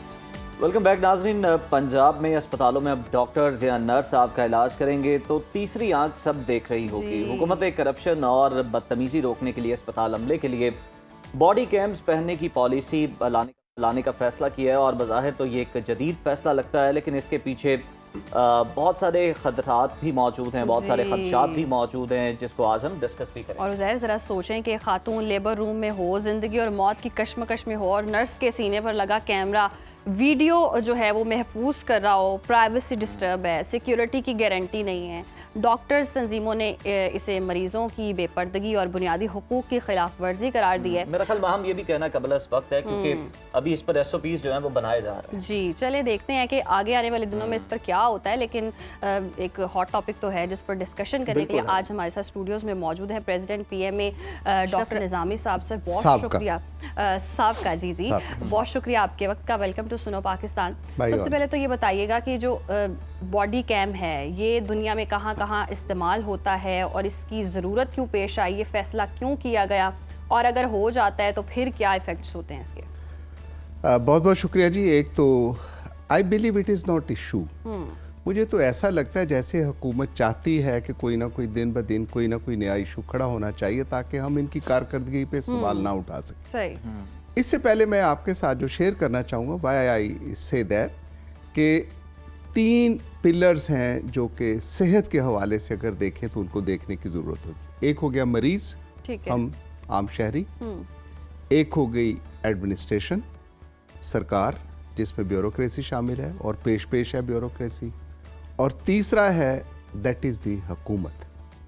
ठीक है, हुकूमत, मरीज़, एडमिनिस्ट्रेटर और प्रोफेशनल एडमिनिस्ट्रेटर भी दे रहे हैं कि क्या हम जो आज की सूरत हाल है इलाज मुआलजे की हुकूमत के लंबे लंबे इश्तिहारों के साथ और साबका हुकूमतों के साथ, it is not specific to any government present या माजी, सब हुकूमतों के साथ लंबे लंबे इश्तिहार लगाएंगे, हमने ये कर दिया and first time in the history of Pakistan ऐसा लगता है कि अभी बाबा आदम और अम्मा हवा नीचे आई हैं और हमने ज़िंदगी के लिए जी पहली दफ़ा ये चीज़ जो कि शुरू कर छोड़ी है। अब जैसे आपने फरमाया कि किसी भी बदतमीजी को रोकने के लिए, अब बदतमीजी किसकी बदतमीजी? डॉक्टर की बदतमीजी। डॉक्टर की बदतमीजी। सो एक तो ये आप फाइनल कर रहे हैं कि डॉक्टर बदतमीज होते हैं। इसका मतलब कि आपके नहीं सारे वो जो कोई भी नहीं होता। निश्तर की फुटेज आई है, हम तो उस पर राय में बात कर रहे हैं ना। फुटेज पे हम नहीं कह सकते। एक फुटेज के ऊपर आने के या ना आने के साथ ना उसको आपने इन्वेस्टिगेट किया ना उसका कोई पता किया और आपने फैसला कर दिया। सर उसमें इन्वेस्टिगेशन की वीडियो में क्या जरूरत है अशरफ साहब? अब मैं बता देता हूँ आपको क्या हो, अगर बैठे बैठे मैं ऑनलाइन आपके साथ कोई ऐसा रवैया रखूं कि जिसके साथ आप मतलब वो मसाहियाई तो नहीं होगी कि जो कहा जाता है हजरत ईसा के बारे में कि अगर कोई एक गाल पे थप्पड़ मारे तो दूसरा आगे पेश करो, दैट टाइम हैज गॉन। अब ऐसा तो नहीं हो सकता है, यकीनी तौर पे पीपल दे रिटेलिएट और उसके साथ होगा। और अगर डॉक्टर्स और प्रोफेशनल्स हैं, दे आर आल्सो डॉक्टर्स। अब आपने अगर मुझे इस सिचुएशन में रखा है तो मेरा जवाब भी अगर आप ले लें। नहीं मैंने नहीं अच्छी नहीं लेना जवाब, फिर भी ले लेना जवाब। अगर हम मैं ये करूंगा, एक सेकंड, मैं ये करूंगा कि मैं डायरेक्ट आपका गिरबान नहीं पकड़ूंगा, मैं गार्ड को कहूंगा इन्हें जरा रुखसत कर रहे हैं। वाह, वेरी गुड। हॉस्पिटल में डॉक्टर्स भी ये कर सकते हैं, वेरी गुड, तिब्बी अमला भी ये कर सकता है। आपने 100% दुरुस्त कहा, काश के ऐसा ही होता। अच्छा, दिस रिफ्लेक्ट्स कि आपने उस इन्वेस्टिगेशन को पढ़ा ही नहीं है। द रीजन बीइंग कि उस डॉक्टर साहब ने अपने गार्ड को ही कहा, अपने गार्ड से मुराद जो उसने कहा, ठीक है, उस गार्ड साहब ने इनडिफरेंट होकर वो साथ करके खड़ा हो गया जो निश्तर का वाकया हुआ। फिर उसके साथ वो सीरियस पेशेंट को अटेंड कर रहा है और उसके अंदर एक जम्मे गफीर है जो उसके साथ तूफानी बदतमीजी कर रहा है। आप किसी भी सरकारी अस्पताल में, आपके साथ ही जनाह अस्पताल है, जनाह अस्पताल तो चले छोड़ दें जी कि बहुत ही, ये शेख ज़ैद अस्पताल है, इसके अंदर जाके देखते हैं जो कि समझा जाता है थोड़ा, बिकॉज एवरीबॉडी हैज़ टू पे देयर, और समझते हैं हम कि एक मिडिल क्लास या लोअर मिडिल क्लास के लोग ही वहाँ पे जाते हैं, बहुत वो लोग नहीं जाते हैं जिनके बारे में ये कैमरा वैमरा लगाने के बारे में हुकूमत कर रही है। तो आप ही की बात से, और आपने बिल्कुल ये दुरुस्त फरमाया कि आप एज ए मुआलिज ये करते अब क्वेश्चन मेरे लिए ये रेज होता है, और मेरी उम्र गुजर गई इस चीज को कहते हुए कि क्या मुसीबत है कि एक मरीज के साथ 10 मरीजों को अंदर आने देंगे? How comes? एक इमरजेंसी है, सही। और एक इमरजेंसी के अंदर एक जम्मे गफीर आता है जो मुआलिज से बड़े मुआलिज हैं। दे डिक्टेट डॉक्टर को कि ऐसा करो, मेरा मरीज ठीक क्यों नहीं हो रहा। आप उनकी जो गुफ्तगू यहाँ पे है, तो और 100% मैं उस ठीक हद होगा। एक अटेंडेंट होना चाहिए, एक मैं पेशेंट। उस ये हद रोकना तक एडमिनिस्ट्रेशन का काम है, लेकिन हम एडमिनिस्ट्रेशन देखें का कि काम है, ठीक है? हुकूमत ये कहती है कि ये जो डॉक्टर्स हैं ये प्राइवेट अस्पतालों को मरीज सजेस्ट कर देते हैं, फिर कमीशन खाते हैं। इस वजह से ये कैमरास जो हैं ये हम बॉडी कैमरास एक लॉन्च कर देखें, रहे हैं। एक तो इस पर अजम्पशन, आप क्या क्या कोई आपने सुना है किसी को कि इमरजेंसी से किसी डॉक्टर ने मरीज से कहा हो कि तुम प्राइवेट अस्पताल चले जाओ? अगर किसी ने कहा होगा we call it to be refer. Sir ये मेरे साथ हो चुका है। नहीं हर एक के साथ। मुझे प्राइवेट अस्पताल में सजेस्ट किया गया था कि उन्होंने आप देखा, वहां जाएं, अगर अपना आपको मामला वहां वहां की चादर देखे गंदी जाकर। लग रही और है, उनका अपना ही क्लिनिक था अगर private। उसका मेज टूटा आपको अच्छा पसंद नहीं आ रहा, जो हुकूमत ने फ्राहम करना है, वहाँ का जो क्लाइमेट एटमॉस्फेयर है वो आपको पसंद नहीं आ रहा, तो डॉक्टर बेचारा क्या कहेगा? अगर मेरी बीबी अगर मैं आपके साथ भी होता कि बीबी अगर आपको ये सब कुछ अच्छा सर नहीं लग पसंद रहा, नहीं, मैं तो इलाज करवाने गई थी, इलाज मैं ही वहां करवाने कौन सा गई। शॉपिंग करने गई थी। अब Otherwise- रवैया यही जी। है, रवैया एज अ पेशेंट, देखिए मैं सीनियर्स में उम्र के लिहाज जी, से जी, वैसे तो जी। मैं अदना सा डॉक्टर हूँ, कि अगर मैं भी एज अ पेशेंट जाऊंगा ना, I have to do so many things.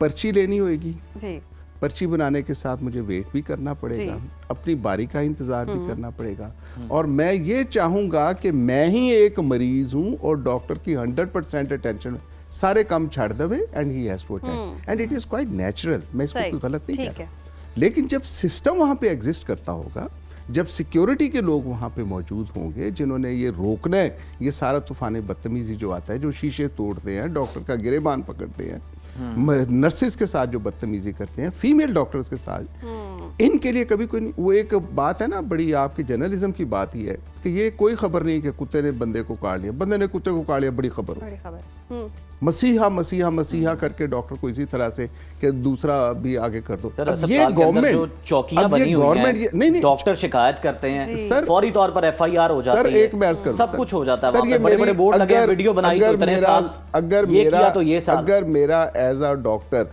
Sir फट गया, अगर मुझे थप्पड़ पड़ गया, अगर मेरा गिरेबान पकड़ा गया, मुझे उस चौकी का क्या लेना देना होगा? द क्वेश्चन इज कि ऐसा होता क्यों है? बजाय इसके कि हुकूमत, आई डोंट से कि हुकूमत अपने फेलियर समझे या उसको हुकूमत अपने निज़ाम को देखे। सही। ऐसा क्यों होता है कि किसी वार्ड के अंदर जाते हैं तो बाहर चौकीदार खड़ा है और हर बंदा उसकी मुट्ठी गर्म करके अंदर जाने चाहता है? आपने फरमाया शुरू में कि एक मरीज के साथ एक अटेंडेंट, मैं समझता हूँ वाई वन अटेंडेंट? क्यों?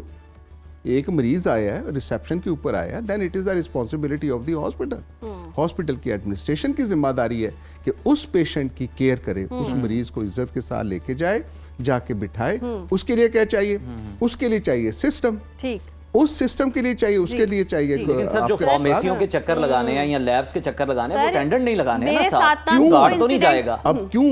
अब यही वाली क्वेश्चन यही होता है, आया कि वो जो फार्मेसी के लिए और डॉक्टर लिख के दे देते हैं कि ये ले जनाब, ये टेस्ट आपके हो गए, अब लेबोरेटरी के अंदर चले जाओ। मैं तो नकाद हूं कि ऐसा क्यों होता है, जी और उसके लिए तो that hospital has to have a human resource. उसके पास ही अमला होना चाहिए कि जो वाई लेके उठा के वहां तक जाएगा। सही। अगर उसने कोई टेस्ट करवाना है, उसके एक्सरे चाहिए है, कुछ और है, there should be a system जो कि पेशेंट को ट्रॉली पे या सही। जिस चीज पे बिठा के लेके जाना है, a person, a medical persona should be a person जो कि उसका कस्टोडियन हो। वाई अ पर्सन उसका अटेंडेंट क्यों लेके जाएगा? क्यों? मेरे नजदीक अगर मैं अकेला हूं या नहीं भी हूं, सही। पीछे पूरी जान जो चाहे, ठीक है। But it is the responsibility of the institution कि वो ये सारा कुछ करे। अब ये सारा किसने प्रोवाइड करना है? क्या डॉक्टर ने करना है? क्या नर्स ने करना सर है? आप बिल्कुल पैरामेडिक्स ने दुरुस्त करना है? फरमा रहे हैं। इस बिल्कुल सब नहीं चीजों करना। के बाद ना बिहेवियर इशू बहुत ज्यादा है। मैं मैं आपसे यही agree बता रही करता हूँ, हूँ। मेरे साथ 2 ऐसे इंसिडेंट हुए। मेरा एक्सीडेंट हुआ, इमरजेंसी थी, कुछ समझ नहीं आया, मेरा भाई पैनिक कर गया, जिना अस्पताल मुझे ले गया। वहां पे बंदे ने मुझे कहा चल लेट पता, ऐसे कुछ करके बदतमीजी से कि तेरा स्कैन करते हैं बाजू का। मतलब वो इतना बैड बिहेवियर था कि मेरे भाई ने कहा कि नहीं, हम थोड़ा वेट कर लेते, तुम्हें जितनी भी पेन हो रही है हम प्राइवेट अस्पताल में ही चले जाते। मतलब बिहेवियर इशू ज्यादा है, मेडिकली चीजें प्रोवाइड करना इज मैं इसके समथिंग साथ एल्स। देखें बिहेवियर एंड एटीट्यूड, जी I am not to defend, right? ये किसका कैसे है, हर शख्स, हम 3 इस तरफ बैठे हैं, हम तीनों मुख्तलिफ हैं, जी ठीक है? मेरा तर्ज गुफ्तगू भी गलत हो सकता है, और मैं कोई एडवोकेसी के लिए नहीं आया। I speak about the system. अगर आपके साथ डॉक्टर ने कहा, नर्स ने कहा, पैरामेडिक्स ने कहा, जिसने भी ये वर्ड यूज़ किए, अच्छे यूज़ नहीं किए, ठीक है, it is not good. I am a custodian of my patient. मेरी पहले जो मेयो हॉस्पिटल के अंदर जब मैं सर्व कर रहा था वे बैक 1989-90, तो पहला conflict because of the patient हुआ था। द रीज़न बीइंग कि मरीज़ को दवाई नहीं थे दे रहे। डीएमएस जो इमरजेंसी थे उन्होंने कहा कि लिख के दे दो। मैंने कहा क्यों लिख के दे दूँ? अब पेशेंट इज़ एन इमरजेंसी, और आप ये जानते हैं कि डॉक्टर्स हैं जो कि खून भी देते हैं मरीज़ को, देखभाल भी करते हैं, अद्वियात भी देते हैं, लेकिन इन चीज़ों का तस्करा नहीं हो सकता, और ये राह अल्लाह ऐसा होना भी नहीं चाहिए। मैं ये समझता हूँ कि इतने अस्पताल जब ये BHU अपने जो हैं हुकूमत छोड़ रही है, उनको किराए पे और ठेकेदारी पे दी जा रही है, दूसरी तरफ आप सुनते हैं कि इतने बड़े बड़े अस्पताल भी तुर्रा इम्तियाज़ के साथ कहते हैं जी हम ये बना रहे हैं, लाहौर शहर के अंदर हम इतने अस्पताल बेड्स का अस्पताल बनाएंगे, वो करेंगे। जब आप पहले ठेके पे दे रहे हो, अभी पिछले दिनों खबर थी कि निश्तर अस्पताल को ठेके के ऊपर देने की बात की जा रही है, and they call it as a public private partnership. एक अच्छा मुअज़्ज़ज़ सा नाम आप जैसे दोस्तों के साथ, पढ़े लिखों के साथ ढूंढ लेते हैं, और फिर उसको कहते हैं कि देखें हम तो दुनिया के साथ ये करते हैं। अब coming to your camp, privacy, ये वो सारा चीज़। अब बंदा एक मैं सवाल पूछता हूँ, ऊपर कैमरे लगे हुए हैं, ड्यूटी वाला चौकीदार सरकार का वहाँ पे खड़ा हुआ है जो कि काम अपना सर अंजाम दे रहे हैं। अब उसके होते हुए वहाँ जो काम करने वाला है medical DMS, deputy medical superintendent, वो वहाँ फिजिकली मौजूद होता है। मत समझे कि वो डॉक्टर है, he is not a doctor, he is administrator, he is not a treating physician. वो इंतज़ामिया का हिस्सा जो वहाँ पे बैठा हुआ उनका इंचार्ज है, उनकी नुमाइंदगी वो कर रहा है। उसकी मौजूदगी के अंदर अगर वहाँ पे एक जत्थे आते हैं लोग मरीज़ों के, जैसा आप देखती हैं किसी इमरजेंसी में, और जैसा आपने भी फरमाया कि आपके साथ जिन्ना अस्पताल के साथ ये हुआ कि वहाँ पे एक रश के साथ पर्ची बनाना, फिर आना जाना, सच एन हैसल। शरीफ आदमी तो क्या, कोई शख्स भी ये अफोर्ड नहीं करता। मैं एक प्राइवेट इंस्टीट्यूशन के भी आपसे बात करता हूँ, 2-4 जहाँ छोटी मोटी मैं प्रैक्टिस करता हूँ, पता चला जी इमरजेंसी के साथ वो दवाई लिख के देते हैं जी मेडिकल स्टोर से लेके आ जाओ। मैंने कहा यार खुदा का खौफ खाओ, इधर इमरजेंसी में आया, आप उसको दे रहे हो, बाहर निकल के जाके वो लेके आएगा, लेकिन इट इज़ अ रूटीन। मैंने कहा क्यों? उन्होंने कहा जी कि अगर हम ऐसा करें कि हम ही दवाइयाँ दे के इनको बिल दे दें, वो कहते हैं इन्हें दवाइयाँ तो इन्हें लग ही कोई नहीं है, ऐसे तो पैसे साढ़े को बहुत ही मांग रहे हो। सो ये डिस्ट्रस्ट जो हमारे साथ आता है, मुआशरे के अंदर इनटॉलरेंस जो आती है, मैं कतई तौर पे जस्टिफाई नहीं करता अपने बिहेवियर को, बीन बाय के डॉक्टर के बिहेवियर को, कि उसका किसी भी हद के अंदर आके किसी के साथ बदकलामी, बदजुबानी या ऐसा कोई ना कोई जेस्चर ही देना जिससे आप कंफर्टेबल ना हो, तो ये इसको तो जस्टिफाई नहीं किया जा सकता। लेकिन ये समझें कि ये जो बॉडी कैम लग जाएंगे और उसके किस्से, मुझे तो ऐसा ही लगता है कि एक ज़माना था कि यहाँ पे आए था कि मशीनें ब्रेस्ट के लिए लेके आनी थी, वो किसी दोस्त ने मंगवा ली और उनको कहा कि इनको लगा दो, हुक्म हुआ और वो सारे सेंटर, सारे अस्पताल के अंदर वो लगी। फिर एक ज़माना आया जिसके अंदर आया कि जी हेलमेट बेचने, किसी ने हेलमेट का ठेका लिया और कानून बना के वो कर दिया। अब हेलमेट का कानून मोटरसाइकिल के लिए है, साइड मिरर आपने मोटरसाइकिल पे देखे हैं कभी किसी के? सरकार को तो ये नजर नहीं आता कि ये सारी चीजें हैं और इसमें कितनी की लंबी अकल चाहिए। वैसे भी अब ये जो बॉडी, मैं इसमें तो सर जा ही नहीं सकता कि जब हमारे पास कैमरास लगे हुए हैं, हमारे पास इंतजामिया के लोग वहां पे बैठे हुए हैं, हमें अपने इंस्टीट्यूशंस को देखना चाहिए। अगर मैं डॉक्टर ऐसा हूं तो अपने निज़ाम को देखो, कैसा हम ऐसा डॉक्टर पैदा कर रहे हैं। Why is it happening so? उस चीज को देखने की बजाय बॉडी कैम तो छेड़ो, आपको उस बंदे के अंदर कोई बंदा भी घुसा दोगे तो अगर सर बॉडी कैम ये तो नहीं ना वो तो उसमें जज कर सकता, देख सकता कि मेडिकल रैप वाला आया है तो डॉक्टर साहब खुद नहीं, लेकिन डॉक्टर साहब का जो नीचे वाला अमला है वो मरीज को कह रहा है कि जी इनसे ले लें, आपको 3 महीने की दवाई है, इनसे आपको बड़ी अच्छी डिस्काउंट पे मिल जाएगी। इस तरह की चीजें तो नहीं कैप्चर कर सकता। मैं सर एक बड़ी इंटरेस्टिंग आपसे बात चाहूंगा शेयर करना। अभी जेल रोड पे आपने देखा है कि जो पब्लिक सेक्टर इंस्टीट्यूशंस हैं ये मार्केट के अंदर आए हुए हैं, डायग्नोस्टिक सेंटर बना के। PIC ने बनाया हुआ है, सिम्स ने बनाया हुआ है। इनके अंदर अपने जो वो कहते हैं कि लेबोरेटरी वालों को बुला के वहाँ से टेस्ट किए जाते हैं। अपना काम हम कर नहीं सकते और वहाँ से हम लोगों को फॉर सेल करके लगा के बाहर रेवेन्यू इकट्ठा करने की बात कर रहे हैं। मैं समझता हूँ और मुझे उम्मीद है कि मैं बहुत गलत नहीं हूँ, हुकूमत एक ख़ास तौर पे कन्फ्यूजन का शिकार ये है। आप दुरुस्त फरमा रहे हैं। जी। एक बल्ले बल्ले किस्म की लोगों के अंदर पड़ती है, जैसे आपने, और कौन बंदा है जिसके साथ ऐसा नहीं हुआ गया। पुलिस के साथ क्या अच्छा होता है, क्या ट्रैफिक के ऊपर जाते हैं अच्छा होता है। अभी आप ट्रैफिक पुलिस वाले के जाओ, उसकी बला से ट्रैफिक नहीं वो लगा लिया अच्छा। अब ट्रैफिक पुलिस वाला आपसे बोलेगा भी अच्छा, सब कुछ करेगा, ट्रैफिक का उधर सत्यानाश हो रहा है, उसकी गरज नहीं है, उसको गरज आपके चालान के साथ है। अब अल्लाह भला करे आपकी गाड़ी के नंबर के साथ वो चालान आ जाता है, वो कहते हैं जी खड़ा करो और पे करो। आप खड़े हो इशारे के ऊपर जा रहे हो, जिसमें भी जा रहे हो, एक आएगा पुलिस वाला, जी इधर साइड पे, क्यों जी आपके जी तो इतने चालान पड़े। अब उनको कोई दिखाने कोई सोचने वाले, because it is none of their business. ये दरख्त काट दिए शहर लाहौर के अंदर, शहर इस्लामाबाद के अंदर दरख्त काट दिए, कोई पूछने वाला उनको नहीं है। क्यों जी? क्योंकि हमने सड़क को सीधा पिधरा करना है। मैं एक आपसे बड़ी एक मैं आपके साथ मुझे आधा मिनट आधा मिनट ये जो माल रोड बनी है ना जी, माल रोड के लिए दो नक्शे थे। जो लोग सोचते ना, जिसको मैं अभी कोशिश कर रहा हूँ आप दोस्तों के साथ शेयर करने की, तो दो नक्शों में एक सीधी माल रोड थी, एक ये टेढ़ी मेढ़ी जो अब बनी हुई है। तो जो उस वक्त के वायसराय जो गवर्नर था, उसने पूछा भी ये क्यों, जाहिर है इसका खर्चा भी ज्यादा था। उन्होंने कहा कि जी अगर इसको हम ऐसे कर्व्ड की शक्ल में बनाएंगे तो दरख्त कम काटे जाएंगे, अगर सीधी बनाएंगे तो दरख्त ज्यादा काटने पड़ेंगे, सस्ती भी होगी। लेकिन एक विजनरी आदमी था आप जैसा इंसान दोस्त, उसने कहा कि इसको टेढ़ा करो ताकि दरख्तों को नुकसान कम से कम हो। This is all about an approach कि हुकूमत अप्रोच क्या रखती है। हुकूमत को है जी बल्ले बल्ले हो, देखो जी इसके साथ क्या क्या मरीज का इलाज अच्छा हो जाएगा, क्या बेड्स वहां पे पूरे हो जाएंगे, क्या लोगों की बाकी सहूलतें हो जाएंगी। ये तो बिल्कुल आपने दुरुस्त फरमाया कि अमले की जरूरत है। एक जिंदाबाद एक अच्छा जी स्लोगन्स दे दिए, देखो जी हमारी हुकूमत ने ये कर दिया और हम ऐसे रवैया। ठीक, बहुत शुक्रिया डॉक्टर साहब आपके वक्त का। और यकीनी तौर पर ये मसाइल भी मौजूद हैं और मरीजों की अगर हम बातें सुने तो वहाँ से भी मुतालबात जो किए जाते हैं वो भी दुरुस्त हैं। तो दोनों तरफ से बैठ के सोचने की जरूरत है, पॉलिसी अच्छी बनाने की जरूरत है, अमले की जरूरत है, डॉक्टर्स के बिहेवियर बेहतर होने की जरूरत है, बहुत ज्यादा जरूरत है। लेकिन अगर आप वो देख लें उसके साथ साथ और इंतजाम भी बेहतर कर लें, कोई दवाई का भी बंदोबस्त कर लें हॉस्पिटल के अंदर और एडमिनिस्ट्रेशन भी बेहतर कर लें, तो और ज्यादा मरीजों का भला हो जाएगा और लोग आपको दुआएं देंगे। ब्रेक शामिल करते हैं प्रोग्राम में, देखते रहिए सुनो पाकिस्तान। वेलकम बैक नाज़रीन। और माहौल को थोड़ा सा लाइट करते हैं और सैर व तफरी की बात कर लेते हैं। मुत्तहिदा अरब अमारात की सैर करने वालों और वहाँ बसने वालों के लिए एक बहुत ही बड़ी खुशखबरी है जी। यूएई अब सिर्फ फ्लाईओवर्स और मेट्रो तक महदूद नहीं रहा, बल्कि इस साल एक अजीम शान नेशनल रेल नेटवर्क यानी इत्तेहाद रेल का बाकायदा आगाज़ होने जा रहा है। और ये महज एक ट्रेन नहीं है, बल्कि अमाराती रियासत के 11 अहम शहरों को आपस में पिरोने वाला एक ऐसा सिलसिला है, जदीद निज़ाम है जो ट्रांसपोर्ट की तारीख बदल देगा। और अबू धाबी, दुबई और शारजा से लेकर फजीरा की पहाड़ियों और अलजफरा के सहराओं तक अब सफ़र होगा तेज़, महफूज और इंतहाई आरामदेह। बिल्कुल, और सबसे दिलचस्प बात यह है कि ये ट्रेनें वाईफाई, मोबाइल चार्जिंग और जदीद तरीन सहूलियात से आरास्ता होंगी, जिसमें एक वक्त में 400 मुसाफिर सफ़र कर सकेंगे।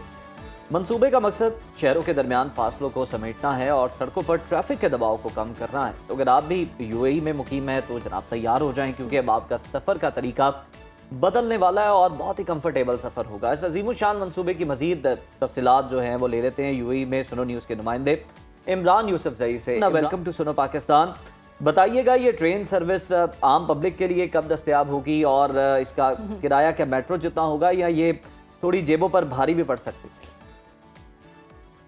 अजीज को बखैर, बिल्कुल अजीज, यकीनी तौर पर यूएई की तारीख में एक पहला इकदाम होने जा रहा है जिससे आम लोगों को डायरेक्ट फायदा होगा। जैसे मैं आपको बताऊं कि मुत्तहिदा अरब अमारात में अगर इस ट्रेन की जरूरत इसलिए महसूस हुई क्योंकि यहाँ पर आबादी जो है बड़ी तेजी से बढ़ रही है। यहाँ पर ट्रैफिक के मसाइल इतने, अगर आपको 10 मिनट का सफर करना है तो इससे 1 से 1.5 घंटे का वक्त लग जाता था। इसलिए अब ये जो यूएई जो इत्तेहाद रेल शुरू की गई, ये वफाकी हुकूमत का इकदाम, और इसको न सिर्फ यूएई में बल्कि आहिस्ता आहिस्ता इसको पूरे जीसीसी में फैलाया जाएगा। इस वक्त अगर आपको बताओ कि जीसीसी का ये दूसरा बड़ा जो है वो रेल नेटवर्क है और जो पूरी जीसीसी को आपस में मिलाएगा। अगर आपने बात की किरायों की, यकीनी तौर पर किराए जो है वो मेट्रो सर्विस से यकीनी तौर पर ज्यादा होंगे, क्योंकि मेट्रो सर्विस जो है वो सिर्फ 1 से 2 मिनट का स्टेशन को कवर करती है। ताहम ये जो है ये तकरीबन 400-500 किलोमीटर तकरीबन इसकी जो टोटल जो ट्रैक होगा वो तकरीबन 1200 किलोमीटर का होगा, तो यकीनी तौर पर इसके किराए जो नॉर्मल उससे ज़्यादा होंगे। लेकिन अगर इसको मुवाजना किया जाए सफ़र से, तो यकीनी तौर पर वो किराए जो यकीनी तौर पर कम होंगे। और सबसे बेहतर बात ये होगी कि अब सफ़र जो है वो आसान हो जाएगा और तेज़ रफ्तार हो जाएगा। जी। अच्छा इमरान, इस ट्रेन का टिकट मिलेगा कैसे, सिस्टम क्या होगा और क्या ये ट्रेन 24 घंटे चलेगी, ये सारी डिटेल्स भी शेयर कीजिएगा।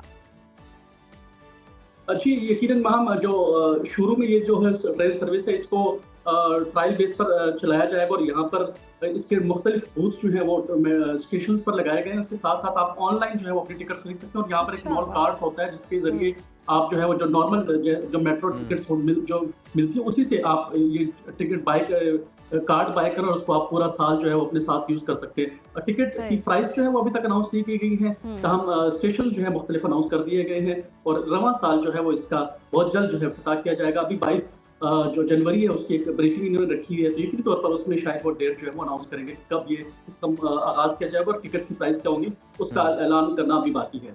बिल्कुल ऐलान बाकी है, लेकिन इमरान सोशल मीडिया पर भी ऐलान हो रहे होते हैं कि अगर कोई वहाँ से आ रहा है तो बताए, वहाँ से आ रहा है तो बताए, मेरा कोई सामान आना है थोड़ा सा। तो ये बताएं, ये जो ट्रेन 11 शहरों को जोड़ रही है इसमें कार्गो की सहूलत भी है, क्योंकि बहुत से पाकिस्तानी ताजिर भी सामान की नकलो हमल के लिए ट्रकों पर भारी खर्चा कर रहे होते हैं। जी बिल्कुल अजीज, आपको बताता चलो कि जो कार्गो सर्विस है वो ऑलरेडी ऑपरेशनल है। यहाँ पर ऑलरेडी हमें जो ट्रेन है मुख्तलिफ सड़कों के किनारों पर जो ट्रेन स्टेशन बने हैं वहाँ नजर आती है, तो कार्गो सर्विस ऑलरेडी ऑपरेशनल है। अब ये जो आगाज होने जा रहा है ये पब्लिक के लिए ओपन कर दी जाएगी, बाकायदा जो ट्रेन सर्विस है उसका आगाज किया जाएगा। तो कार्गो सर्विस ऑलरेडी जारी है। यकीनी तौर पर इससे बहुत सारे लोग और खासतौर पर जो पाकिस्तानी बिजनेसमैन हैं, क्योंकि बड़ी तादाद में जो पाकिस्तान से खासतौर पर अगर मैं बात करूँ तो फ्रेश जो सब्जियां थी, फ्रूट्स थे, फल थे, वो बड़ी तादाद में यहाँ पर आते हैं, तो वो उसकी जो रसानी है वो पूरे यूएई में अब आसान हो जाएगी। डायरेक्ट अगर फुजैरा पोर्ट पर चीजें आती है तो वहाँ से पूरे यूएई में अबू धाबी तक उसको फैला दिया जाएगा। तो यकीनी तौर पर एक अच्छा इकदाम है, इससे न सिर्फ यूएई की जो है वो क्या कहते हैं उसमें बेहतरी आएगी बल्कि पाकिस्तान में बेहतरी होगी। आपको साथ साथ बता चलो कि पाकिस्तान और यूएई के दरमियान, पाकिस्तान रेलवेज और यूएई जो इत्तेहाद रेल है इनके दरमियान एक मुआहदा भी रिसेंटली हुआ है 2025 में, जिसकी तरफ ये दोनों इंफॉर्मेशन शेयर करेंगे और टेक्नोलॉजी शेयर होगी। तो यकीनी तौर पर यूएई जो है वो जाना जाता है कि बेस्ट जो सर्विस है, पब्लिक सर्विस जो है वो देता है, उससे यकीनी तौर पर पाकिस्तान रेलवे जो है फायदा उठाएगा। जी। अच्छा इमरान, ये बताएगा जो दूर दराज इलाकों में रहते हैं उनके लिए कितनी आसानी होगी, दुबई आके नौकरी करना, काम करना, उस सिलसिले में कितनी आसानी है? जी बिल्कुल, जैसे आपको पता है कि दुबई में रेंट्स जो है वो बहुत ज़्यादा बढ़ गए और लोग जो है वो कोशिश करते हैं कि वो साइड वाले जो रियासतें हैं जो थोड़ी सस्ती हैं बनिस्बत दुबई के, वहाँ पर रहते हैं। लेकिन सबसे बड़ा जो चैलेंज हमें ये होता था कि अगर आप अजमान में रह रहे हैं तो आपको दुबई आने के लिए 2 से ढाई घंटे लग जाते थे, और अगर आप अबू धाबी से आते हैं तो अगर पब्लिक ट्रांसपोर्ट में आ रहे हैं तो 5 से 6 घंटे लगते थे। अब अबू धाबी से अगर आप दुबई आते हैं तो 5 से 6 घंटे पब्लिक बस सर्विस में लगते थे, वो सिर्फ 30 मिनट में हो जाएगा। अगर आप दूसरे इलाकों से आते हैं तो यकीनी तौर पर ये सफर जो है वो 40% उसमें कमी आएगी। तो यकीनी तौर पर इससे न सिर्फ रेंट कम हो जाएंगे और इसके साथ साथ जो लोग दूर दराज इलाकों में रहते हैं वो आ सके। और इसकी अच्छी बात ये है कि पूरे यूएई में दूर दराज रहने वालों के लिए भी आसानी होगी। बहुत शुक्रिया इमरान, और बहुत ही अच्छा मंसूबा है और बड़ा ही फैसिनेट कर रहा है, यहाँ से देखने में दिल कर रहा है कि हम भी जाएं और ट्रेन का सफ़र करें क्योंकि जी कम वक्त में आपको आपकी मंजिल तक भी पहुँचाएगी और सारी सहूलतें भी मौजूद हैं, वाईफाई, इंटरनेट, और आप बहुत इंजॉय कर सकते हैं अपने सफ़र को। तो यकीनन वहाँ जो मुकीम लोग हैं उनके लिए सफरी सहूलियात के हवाले से देखें तो बेस्ट ऑप्शन है। अब आने वाले दिनों में आ रही है अगर ये और ट्रेन, तो लोगों को बहुत ज़्यादा इसमें फ़ायदा होगा। आपके भी अगर यूएई में कुछ जानने वाले रहते हैं तो वो ये बताते हैं कि दुबई वाकई बहुत महंगा हो चुका है, एक्सपेंसिव हो चुका है, किराए बहुत ज़्यादा हैं, तो वो दूर दराज जगहों पर रहते हैं, दूसरी जगहों पर रहते हैं, दूसरे शहरों का इंतखाब करते हैं और वहाँ से फिर अपनी जॉब के लिए उन्हें रोज़ाना की बुनियाद पर दुबई आना जाना होता है। तो वो अब फासला जो 2 घंटे का था 30 मिनट में सिमट सही। देखिए मुश्किलें सारी आसान हो रही हैं, तो ख़वातीन की भी बहुत सारी मुश्किलात आसान हो रही है। नेल्स के हवाले से, फैशन के हवाले से, फैशन और टेक्नोलॉजी का जी इम्तिजाज अब नाखूनों तक भी पहुंच चुका है। अमेरिकी कंपनी नेल पॉलिश तो नहीं है आई पॉलिश ने एक जदीद AI नेल पॉलिश किट मुतारिफ करवाई है जो चंद सेकंड्स में नाखून का रंग तब्दील करने की सलाहियत रखती है। जो आप घंटों जाकर बैठते थे, अपॉइंटमेंट लेते थे और वो आपके जी नेल्स तैयार हो रहे हैं, फिर लग रहे हैं, वो बड़ा टाइम टेकिंग प्रोसेस है। अब ये बहुत ही आसान हो गया, कुछ सेकंड्स में आप जी अपने नाखून चेंज कर सकते हैं, मुख्तलिफ रंगों का इंतखाब कर सकते हैं, वो भी बग़ैर नेल रिमूवर के इस्तेमाल के और बग़ैर पॉलिश के खुश्क होने के इंतज़ार आप करें जी। नेल पेंट लगा लिया तो अब खुश्क होगा, सब आसानियाँ आ गई हैं। देखें तो ये प्रेस ऑन एक्रेलिक नेल्स एक स्मार्टफोन ऐप से कंट्रोल किए जाते हैं और 400 से ज़ायद रंगों में फौरी तौर पर तब्दील हो जाते हैं। नाखून को मखसूस स्पेशल बैंड में रखने से रंग चंद लम्हों में तब्दील होता है, जिसे मिनटों, घंटों या दिनों तक बरकरार रखा जा सकता है। इस किट की बात करें तो मुख्तलिफ साइज़ के प्रेस ऑन नाखून, जादुई बैंड और बॉन्डिंग ग्लूज जो हैं वो तेज़ी से खुश्क होने वाली टॉप कोट और नेल की तैयारी के लिए ज़रूरी टूल्स हैं जो कि इसके अंदर शामिल है। यानी इस किट के अंदर सब कुछ ही है। सब कुछ ही है। और ये AI नेल पॉलिश किट जो है $95 में दस्तयाब है, जबकि इजाफी नाखून के सेट जो है वो $6 से शुरू होते हैं। कंपनी के मुताबिक एक नाखून रोज़मर्रा इस्तेमाल के लिए महफूज हैं, ताहम हसास जल्द या मखसूस सेहत के मसाइल रखने वालों को इस्तेमाल से कबल मुआलिज से मशवरा करने की ज़रूरत है। और ये कहाँ मौजूद है, बस मेरा दिल कर रहा है जल्दी जल्दी ऑर्डर करना। तो ख़वातीन के लिए जी बहुत फ़ायदेमंद चीज़ है। लेकिन ख़वातीन से रिलेटेड एक और मेरे पास ख़बर है जो कि परेशान कुन है और जो नोट करने की ज़रूरत है, गौर करने की भी ज़रूरत है। काम काज में हम देखते हैं कि अक्सर ख़वातीन अपनी सेहत को इग्नोर कर देती हैं, जिसका नुकसान ये होता है कि अचानक एक दिन ख़ानदान को बड़े सदमे से गुजरना पड़ सकता है। आलमी इदारे सेहत के मुताबिक दिल की बीमारियां ख़वातीन में मौत की सबसे बड़ी वजह बन रही हैं और इसकी 6 गैर मामूली अलामात हैं। पहली अलामत यह है कि बिला वजह शदीद थकन हो जाना जो आराम के बावजूद ख़त्म ना हो। दूसरी अलामत यह है कि जबड़े, गर्दन या कंधों का दर्द है, जिसे हम अक्सर तनाव समझ लेते हैं और इग्नोर कर देते हैं, लेकिन ये दिल पर दबाव की निशानी हो सकती है। और तीसरी अहम अलामत यह है कि अचानक सांस फूलना, ख़ास तौर पर लेटने के दौरान या फेफड़ों में पानी जमा होने का इशारा हो सकता है ये, जिसके लिए फौरी ECG ज़रूरी होती है। और अगर किसी खातून को वॉमिटिंग हो रही है या मुसलसल उसे बदहज़मी है तो ये दिल की कमज़ोर पंपिंग की वजह से खून के बहाव में कमी को ज़ाहिर करती है। हाथों या टांगों, ख़ुसूसन टखनों में सूजन हो जाना भी इस बात की निशानी है कि दिल खून को दुरुस्त तरीके से पंप नहीं कर रहा। और एक और अहम इंडिकेशन ये है कि अचानक ठंडे पसीने आना शुरू हो जाते हैं या चक्कर आते हैं, क्योंकि ब्लड प्रेशर कम होने से दिमाग बराह रास्त मुतासर होता है। तो इन अलामात को मामूली समझकर नज़रअंदाज करना जानलेवा भी साबित हो सकता है। तो खुद को एनालाइज करें, देखें कि क्या कोई मसला है या नहीं। इग्नोर नहीं करना। और आप अगर मुसलसल काम कर रहे हैं, आप कह रहे हैं कि कोई बात नहीं, आप किचन में खड़े मुसलसल ख़वातीन काम करती हैं और इग्नोर कर देती हैं, बच्चों की टेक केयर कर रही होती हैं, हस्बैंड की टेक केयर कर रही होती है, लेकिन अपना ख्याल नहीं रखती, तो अपना ख्याल बहुत ज़्यादा रखें। सब काम आप नहीं करने अगर। और वैसे भी आपको पता है कि खून जमा देने वाली सर्दी में दिल के मसाइल जो हैं वो बहुत ज़्यादा होते हैं, हार्ट फेल बहुत ज़्यादा होता है। तो जनाब, खून जमा देने वाली सर्दी तो है ही। एक शेर भी आपको सुना देते हैं कि आजा के अभी ज़ब्त का मौसम नहीं गुजरा, वाह वाह, आजा के पहाड़ों पर अभी बर्फ जमी है, आहा, खुशबू के जजीरों से सितारों की हदों तक, उफ, इस शहर में सब कुछ है, बस एक तेरी कमी है। वाह वाह उज़ैर, वाह जनाब, वाह वाह। जिक्र कर रहे हैं हम एक ऐसे शायर का जिसने मोहब्बत, दर्द और जिंदगी के एहसासात को अल्फाज की लड़ी में पिरो दिया। हम बात कर रहे हैं उर्दू अदब के रोशन सितारे सैयद गुलाम अब्बास नकवी की, जिन्हें दुनिया मोहसिन नकवी के नाम से जान। इश्क, तन्हाई और हम देखें जादुई जैसे मौज़ूआत मोहसिन नकवी की शायरी के मरकज़ी मौजू रहे हैं, लेकिन उनकी कलम की ताकत उस वक्त और भी नुमायाँ होती थी जब वो समाजी नाइंसाफियों और इंसानी रवैयों पर लिखते थे। नाज़रीन, हम ज़मीन से सूरज को अक्सर पीला, नारंगी या सुर्ख देखते हैं, ख़ास तौर पर तुलू और गुरूब आफ्ताब के वक्त, लेकिन हकीकत में सूरज का असल रंग सफ़ेद है।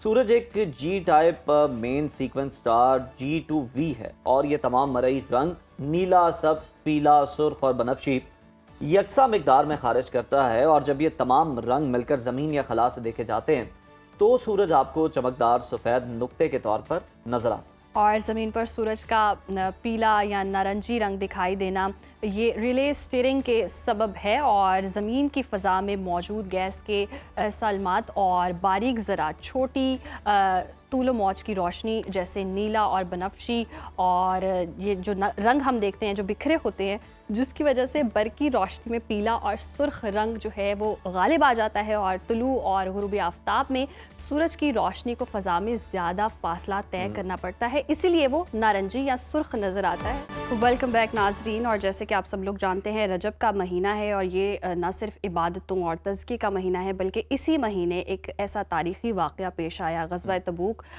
जिसका ज़िक्र आज हम करेंगे और जानेंगे कि तारीख़ी लम्हात क्या थे और रजब के महीने में कैसी इबादात करनी चाहिए। और बिल्कुल अगर देखा जाए तो ग़ज़वा तबूक को और भी नामों से पुकारा जाता है, उसरत के नाम से भी इसे पुकारा जाता है। तो आज यही जानने की कोशिश करते हैं। हमारे साथ मौजूद हैं स्टूडियोज़ में डॉक्टर तारिक शरीफजादा साहब। डॉक्टर साहब वेलकम टू सुनो पाकिस्तान। बहुत शुक्रिया। डॉक्टर साहब सबसे पहले तो ये ग़ज़वा तबूक को ग़ज़वा उसरत क्यों कहा जाता है? क्या कोई माली कमी थी, मुश्किलात थी? ज़रा उस वक्त का नक्शा खींचिए। बिस्मिल्लाह रब्बि मोहम्मद करीम अलैहिस्सलातु तस्लीम। सबसे पहले तो यादावरी का शुक्रिया, और यकीनन रजब के हवाले से बहुत सारे अहम वाक़यात तारीख़ के सीने में महफूज हैं, लेकिन उनमें एक बहुत ही नुमायाँ वफ़ादारी का, इसार का, कुर्बानी का इस्तारा अगर कोई वाक़या मैं कहूँ तो इसे ग़ज़वा तबूक को कहूँ तो शायद गलत ना होगा। उसका सबब ये है कि ये इतना अहम वाक़या है कि परवरदिगार आलम ने इसके तज़किरे के लिए कुरान हकीम का इंतखाब फरमाया, और सूरह तौबा के अंदर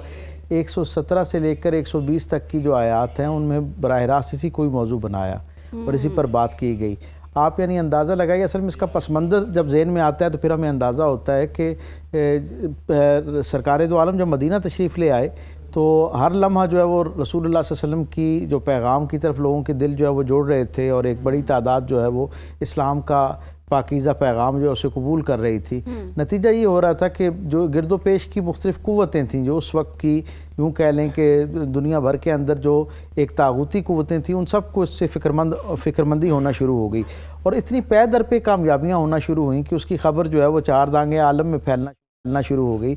और बहुत सारी वो बड़ी क़ुव्वतें जिन्हें आम तौर पर इस तरह के छोटे वाक़यात से कोई फ़र्क नहीं पड़ता था, उनकी तवज्जो भी इस तरफ होना शुरू हो गई, गोया उन्हें भी अपनी बका की फ़िक्र जो है वो लाहक हो गई। ये वो ज़माना है जिसके अंदर दुनिया दो बड़ी ताकतों के ज़ेर असर जो है वो ज़िंदगी गुजार रही थी, जिनमें एक रोमन अम्पायर थी और एक पर्शियन अम्पायर थी। हम ये देखते हैं कि ताज़ा माहौल है कि जिसमें रोमन अम्पायर जो है उसने पर्शियन को शिकस्त दे रखी थी, और उनका मुराल बहुत हाई था, और वो ये समझते थे, ये ख्वाब देख रहे थे कि हम पूरी दुनिया के ऊपर काबिज़ हो जाएंगे। और फिर अरब जो मसीह कबाइल थे उनका इल्हाक हो जाना कैसरे रूम के साथ, वो भी ये बताता था कि लोगों का दिल जो है ना उस तरफ जुड़ना शुरू हो गया, और वो गोया एक ख्वाब देख रहे थे कि इस पूरे खित्ते के अंदर उनका जो कैसरे रूम जो है उसकी सल्तनत वसी होती जाएगी। लेकिन इसी दौरान वो ये देखते हैं कि 8 हिजरी के अंदर जो है वो जंग यरमुक की शक्ल में मुसलमान जो है वो दुनिया भर को हैरान कर देते हैं। अल्लाह ऐसी नुसरत फरमाता है, ऐसी मदद जो है वो आती है और मुसलमानों को कामयाबी हासिल होती है।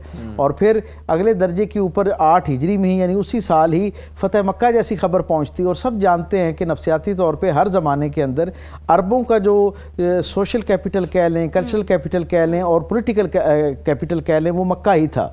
तो जब मक्का को सरकार दो आलम सल्लम के ज़ेर नगी लोगों ने देखा, यानी कि मुसलमानों को फ़तह हासिल होती हुई देखी, तो मुख्तलिफ़ जो सल्तनतें थी उनको अपनी अपनी फ़िक्र पड़ना शुरू हो गई। नतीजतन वो अरब ईसाई जो कैसरे रूम के साथ राब्ते में थे और ताज़ा इलाक़ में आए थे, उन्होंने उनको ख़बर दी कि ये ताकत अगर फैलती जाएगी तो कल तुम्हारी हुकूमत ख़त्म हो जाएगी। नतीजतन कैसरे रूम एक बड़ी क़ुव्वत के साथ जो है वो तैयारी करना शुरू करता है। सरकार दो आलम को इसकी खबर मिलती है, और 9 हिजरी के अंदर यानी सरकार दो आलम की मदीना तशरीफ़ लाने के 9वें बरस जो है, ये उन 27 में से एक बड़ा अजीम शान ग़ज़वा होता है, जिसके अंदर सरकार दो आलम सल्लम जो है वो एक अपनी अफरादी क़ुव्वत जो है उसे इकट्ठा करते हैं और उनसे मुखातिब होकर कहते हैं कि ज़ाहिरी तौर पर हालात ऐसे हैं, अब तसव्वुर कीजिए कि वहाँ की सारी इकॉनमी जो है ना वो खजूरों पर बेस करती है, और पिछले 2 सालों से फसल अच्छी नहीं हुई, और इस साल फसल बहुत अच्छी और बस इंतज़ार है कि फसल उतरने वाली है, गोया सारे जो माशी मसाइल हैं वो हल होने वाले हैं।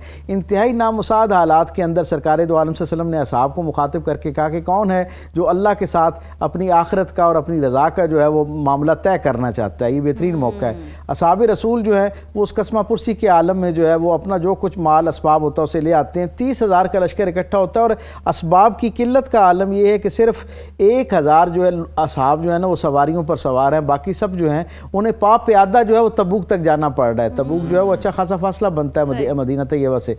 और रसूलुल्लाह सल्लल्लाहु अलैहि वसल्लम ने जब ये फरमाया कि कौन है जो अपने माल से अल्लाह के दीन की नुसरत करना चाहता है, उसकी मदद करना चाहता है, तो असहाब अपने घरों से सब कुछ ले आए। वो बहुत ही तारीख़ी और अजीम शान वाक़या जिससे हम सब वाकिफ़ हैं, बचपन से सुनते आ रहे हैं। जनाब अबू बकर सिद्दीक़ रज़ी अल्लाह तआला अन्हु जो है वो तशरीफ़ लाते हैं और अपने घर का, हज़रत उमर फ़ारूक कहते हैं ना कि मैं अपने घर का आधा माल लेकर आ गया, और मैंने ये देखा, दिल में सोचा कि आज मैं सबसे बढ़कर जो है सरकार दो आलम की बारगाह में अपनी खिदमत पेश करूँगा। लेकिन जब सरकार दो आलम सल्लम हज़रत उमर फ़ारूक और बाकी असहाब से माल लाते हुए उन्हें देखते हैं तो उनसे पूछते हैं कि तुम क्या लेकर आए हो, घर जो है वो यहाँ क्या लेकर आए हो? तो किसी ने कहा मैं 1/4 माल लेकर आया हूँ। हज़रत उस्मान गनी ने कहा कि मैं 1000 जो है वो दीनार देता हूँ, 1000 घोड़े देता हूँ, सवारियाँ देता हूँ, और उसके साथ जो है बाकी माल असबाब जो हो सकता है वो भी मैं फराम करूँगा। सरकार दो आलम सल्लल्लाहु अलैहि वसल्लम उनके इस अमल से इतना खुश हुए कि रसूलुल्लाह सल्लल्लाहु अलैहि वसल्लम उनके जो लाए हुए दीनार थे ना, उनको इस तरह उछालते और कहते कि आज उस्मान ने एक ऐसा अमल कर दिया है कि अब इसके बाद उसका कोई अमल उसके लिए नुकसानदेह नहीं हो सकता है और जन्नत उस पर वाजिब कर दी गई है। उस मंजरनामे के अंदर हज़रत अबू बकर सिद्दीक जब आते हैं ना, तो रसूलुल्लाह सल्लल्लाहु अलैहि वसल्लम उनसे ये सवाल नहीं करते कि क्या लेकर आए हो। हुजूर का सवाल ज़रा देखें, हुजूर की अगर हज़रत अबू बकर सिद्दीक मिजाज आशनाए रसूल हैं, तो सरकार दो आलम जो है वो हज़रत अबू बकर सिद्दीक के बारे में कितना जानते हैं। हुजूर ने ये नहीं पूछा कि क्या लेकर आए हो, हुजूर ने फरमाया घर क्या छोड़ कर आए हो। तो उन्होंने कहा कि घर में अल्लाह और अल्लाह के रसूल के अलावा और कुछ नहीं है, जो है वो सब कुछ जो कुछ था वो आ गया। हज़रत आयशा सिद्दीक़ा रज़ी अल्लाह तआला अन्हा की इस पर एक बड़ी कमाल बात जो आपने फरमाई, आपने कहा जब माल असबाब इकट्ठा हो रहा था ना, तो मेरे वालिद गिरामी हज़रत अबू बकर सिद्दीक जो है वो कच्ची दीवारें जो लेप ज़दा थी उनके अंदर कहीं ना कहीं ख़वातीन सुइयाँ लगा देती हैं। हमारे गाँव देहात में भी ये पुराना कल्चर था, आप नौजवानों की शायद नज़र से उस तरह ना गुजरा हो, लेकिन ये एक हमारे यहाँ मुस्तकिल एक रिवायत थी कि ख़वातीन सुइयाँ जो थी वो दीवारों के अंदर कहीं कोई सुराख होता तो वहाँ लगा देती। हज़रत आयशा कहती हैं कि मेरे वालिद जब सारा माल इकट्ठा कर रहे थे तो इस दर्जे की एहतियात उन्होंने की कि दीवारों पर हाथ मारते थे कि कोई सुई भी न रह जाए। वो सारा माल इकट्ठा किया और लेकर आ गए और सरकार दो आलम सल्लल्लाहु अलैहि वसल्लम ने फिर ऐसे अंदाज में उनका इस्तकबाल किया। हुजूर उनको देखते, उनके माल को देखते और मुस्कुराते, और तारीख बताती है कि हुजूर बार बार आसमान की तरफ देखते और कहते कि तुम्हें अंदाज़ा है, ज़रा मेरे साहबा आसमान की तरफ देखो, इस वक्त अल्लाह के अर्श के ऊपर परवरदिगार आलम अपनी नूरानी मखलूक में अबू बकर की सखावत पर फ़ख्र करता हुआ नज़र आ रहा है। यानी परवरदिगार जो है वो अपने इस बंदे की इस इसार और कुर्बानी पर इतना खुश हो रहा है। अच्छा, ये मामला हुआ, हुजूर ने सबको उसकी दी। मैं समझता हूँ अगर ये बात ना बयान की जाए तो इस पूरे मंजरनामे की जो है ना वो उसका लुत्फ जो है वो नहीं हम तक पहुँचता, उससे तासीर हम तक नहीं पहुँचती।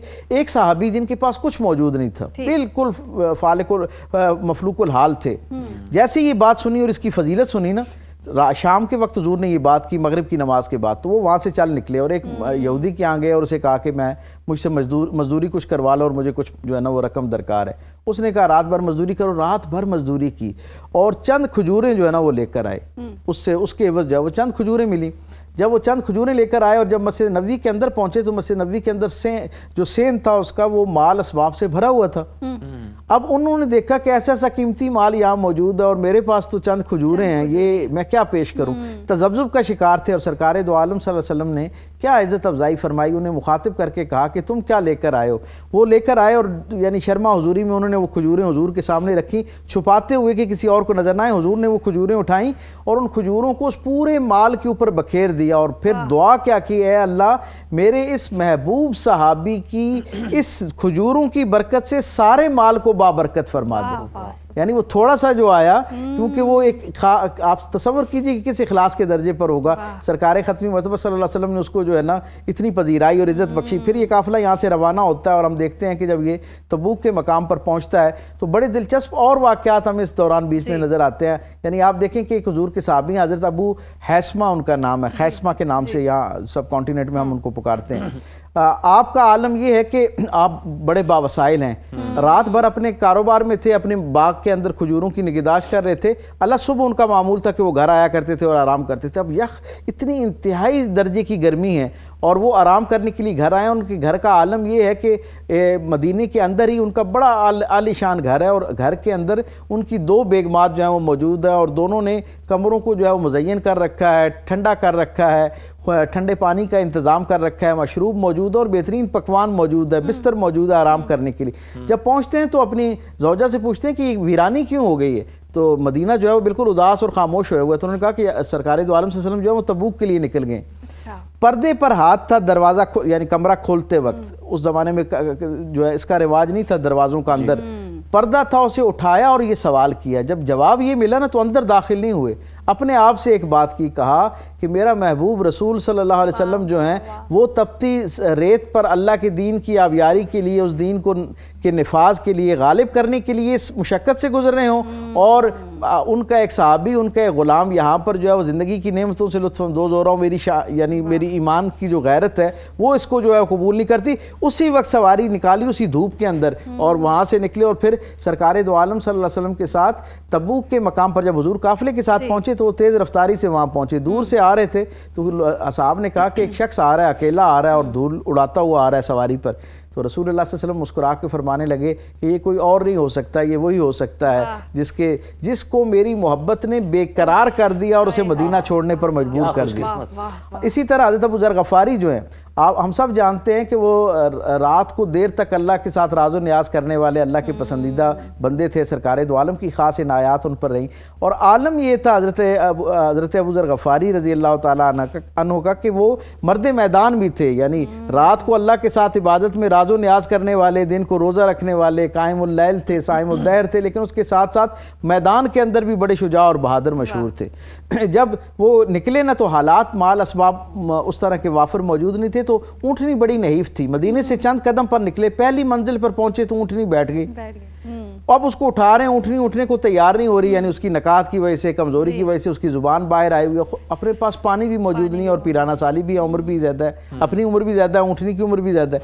लेकिन क्या गैरत ईमानी है और क्या जज्बा है कि ऊँटनी को वहीं पर छोड़ दिया और पैदल चलना शुरू हो गए। कई दिन बाद सरकार दो आलम सल्लल्लाहु अलैहि वसल्लम के पास पहुँचे और वो काफ़िला जो 25 रजब को 9 हिजरी जुमेरात के दिन सरकार दो आलम सल्लल्लाहु अलैहि वसल्लम जिस काफ़िले के साथ निकले थे, 20 दिन की मुसाफत के बाद वहाँ पर पहुँचे, तो वो बाद में हज़रत जो अबू ज़र गफ़ारी हैं वो पैदल चलते हुए उस धूप के अंदर आ रहे थे। और सरकार दो आलम सल्लल्लाहु अलैहि वसल्लम ने जब देखा ना तो हुजूर बेकरार होकर अपने खैमे से बाहर निकले और चंद कदम आगे जाके उनका इस्तकबाल किया और कहा कि ये अबू ज़र गफ़ारी जो है, ये उसका यानी ईसार और उसका जज्बा उसने मुझे मजबूर कर दिया है। मुझे अल्लाह की तरफ से हदीस कुदसी में ये हिदायतनामा जारी किया गया है कि इस अपने आशिक का इस्तकबाल जो है वो चंद कदम आगे बढ़ के इस्तकबाल करते हुए जो किया जाए। तो इस तरह की जो कुर्बानियाँ थीं, इस तरह के नामुसाद हालात के अंदर, जबकि गुर्बत का मामला भी था, फाका कशी भी और असबाब भी मौजूद नहीं थे, जब सरकार दो आलम सल्लल्लाहु अलैहि वसल्लम अपनी फ़ौज के साथ वहाँ पहुँचे ना तो अल्लाह रब्बुल इज़्ज़त ने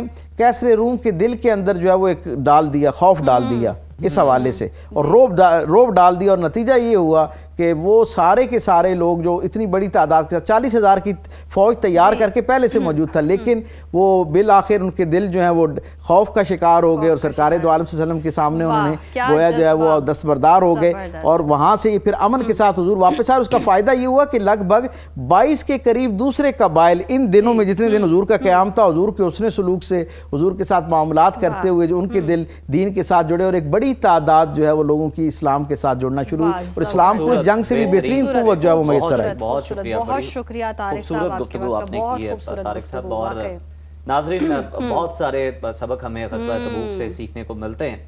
आज के लिए इस प्रोग्राम से हमें इजाज़त दीजिए, कल दोबारा आपसे मुलाकात होगी। अल्लाह ने